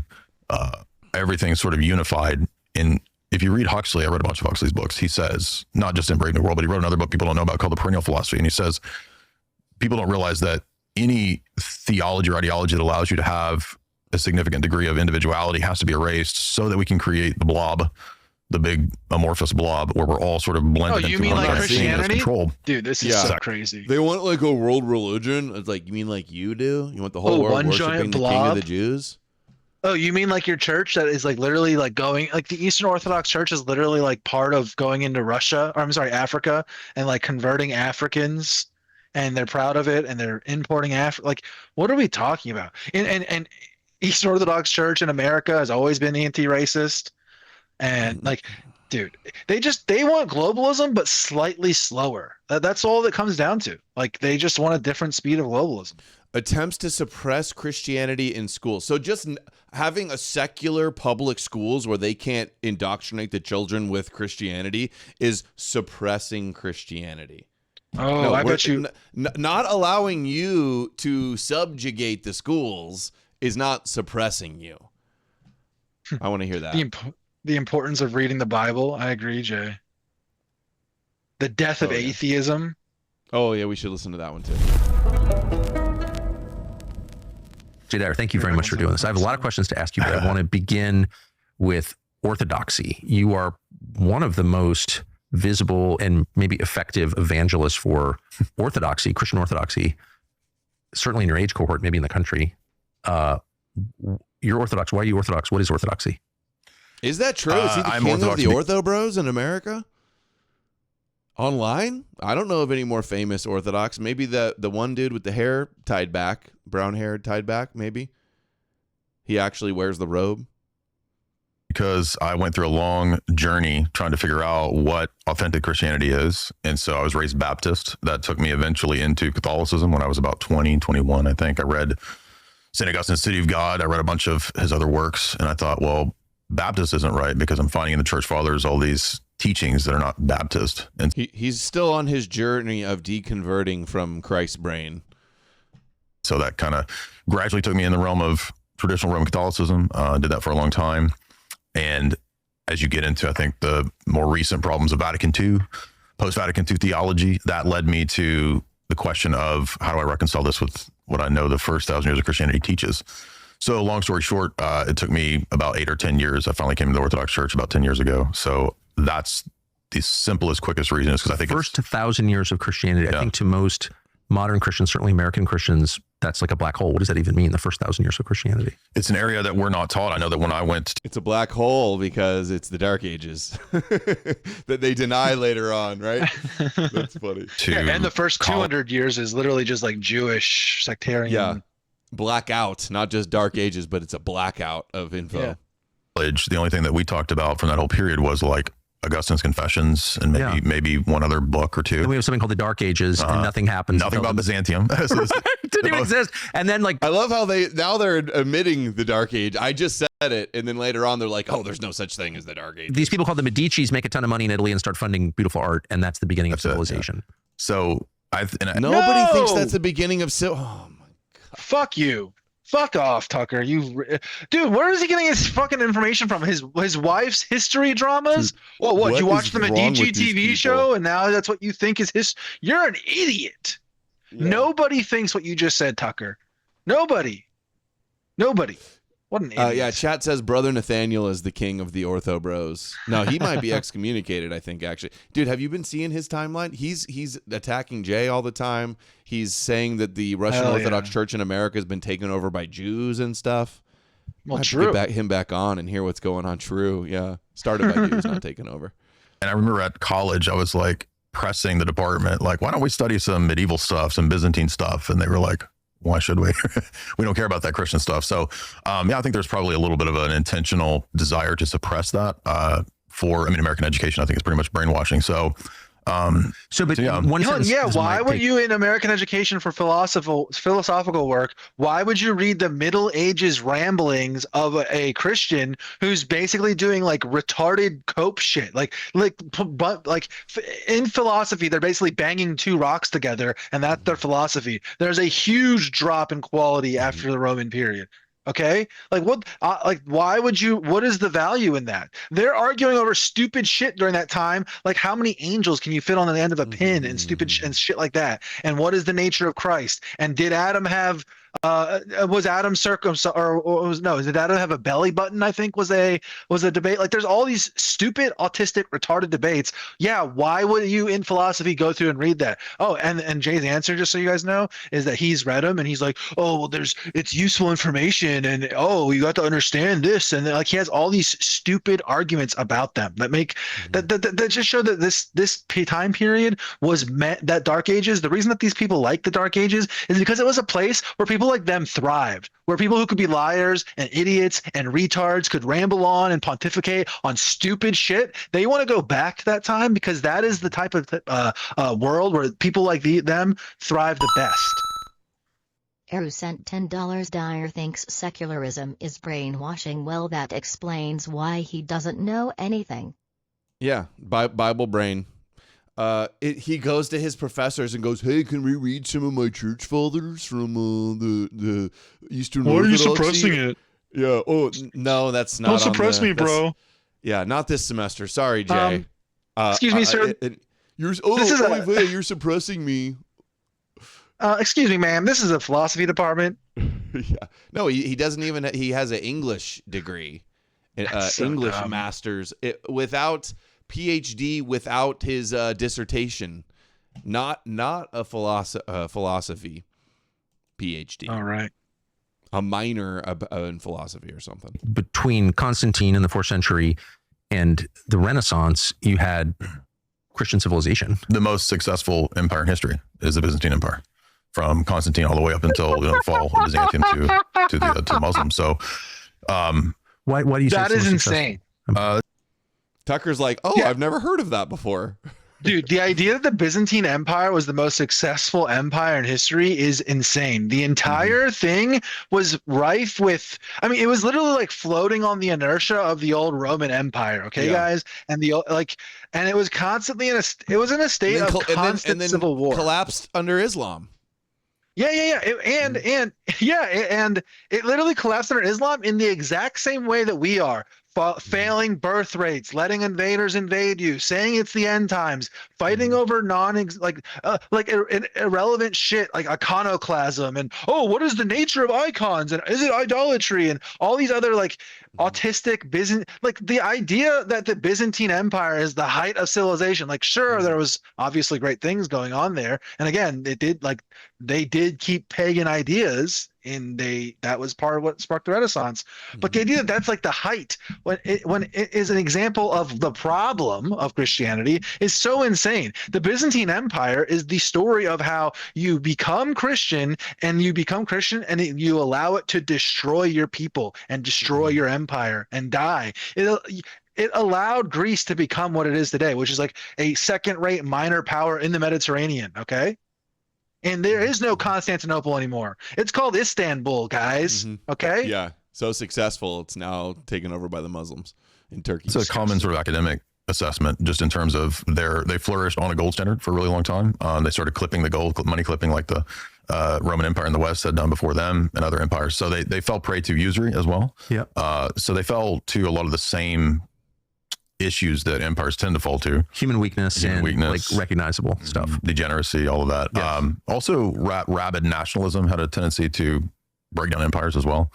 I like Spengler, and I think if you read Oswald Spengler, he talks about how there's kind of a life cycle. But I think the unique aspect of the Byzantine Empire was that it was explicitly Christian, based on Orthodox Christianity, and so in many metrics of what it is to be successful or flourishing, it flourished. But it did fall. And I think, again, I'm not trying to measure Christianity just on worldly success, but I do think it does play out in that way at times. Right. Okay. On what metrics was it the best? Yeah. And what metrics was it the best, Jay? Oh, they had what? They were really good at losing to Islam. They lost to Islam in the best way possible. It was like so epic how they lost. The way they lost is that they fought each other in 7 civil wars in a single year, and it basically messed them up so bad they didn't have a military, and the Muslims just walked in. Isn't that so cool? What a joke. Here's the rise of online debates. Let's see what he says here. Orthodoxy, I mean, a lot you just said I didn't know because I know so little about Orthodoxy. I knew nothing about it 3 or 4 years ago. Now it seems, I don't know, ascendant, but it certainly seems popular. Why is that? The internet, has an interesting positive and negative effect it can have on all these domains. So I think in one way, I started looking at apologetic stuff around 2000, 2001. And back then it was, you would listen to people's cassette tapes. You would listen to a little MP3 on Windows Media Amp or whatever. But now it's everywhere. The debate sphere, which is something that kind of grew, not just from me, but I mean, other people like, Crowder used to go do this sort of, now it's everywhere. Convince me, debate people. And then Ben Shapiro would go debate the, college kids. So all the secret Satanists and secret societies run everything, and these demons are running everything. But now Orthodoxy's having a resurgence, supposedly, and the apologists are everywhere. Does that make any sense to you guys? You can't have both. Purple-haired weirdos. So that's a lot of low-hanging fruit that like Ben Shapiro would do, but they're also sort of accidentally almost came about a pretty intense 10 years or so of online religious debating, which again, it just sort of happened. It wasn't something that I planned to do or anyone planned. It was just, I remember years ago, somebody said, hey, would you debate this atheist guy? He was a libertarian guy. I was like, yeah, sure. So we did it on a whim. Then another guy, hey, would you debate this other, French-Canadian atheist guy? Yeah, sure. And then it sort of snowballs into, JFG. A pretty regular thing of doing online religious political debates. But scared to debate me, though. Scared to debate the guy that wrote the Jesus Deception book. Scared to debate any of our guys, anything like that. Like any Joe Schmo Muslim guy or Protestant, he'll debate, but scared to actually debate the people that. If he does debate anybody outside of the Abrahamic echo chamber, all he does is precept filibuster the whole time. Yes. Yeah, exactly. All he does is he just goes back to precept. He goes back to tag. He just that's what he does. As soon as he starts getting in on losing any ground, he immediately goes to those points. Yeah, this is the thing. This is why I'm telling you guys, like, going in and like trying to run into the brick wall of Jay Dyer and trying to debate him isn't it's not gonna like do what you think it's going to do. The better way to defeat him is to understand it like a jiu-jitsu situation and use his leverage against him and get him to just agree to our points. We just watched him again today say essentially that he believes that Revelation is true. So you do it like a dialogue with him, and you just ask him questions, and then that will lead into an understanding that everyone can see, the audience can see, that like what Jay is promoting is Judaism for the Gentiles still.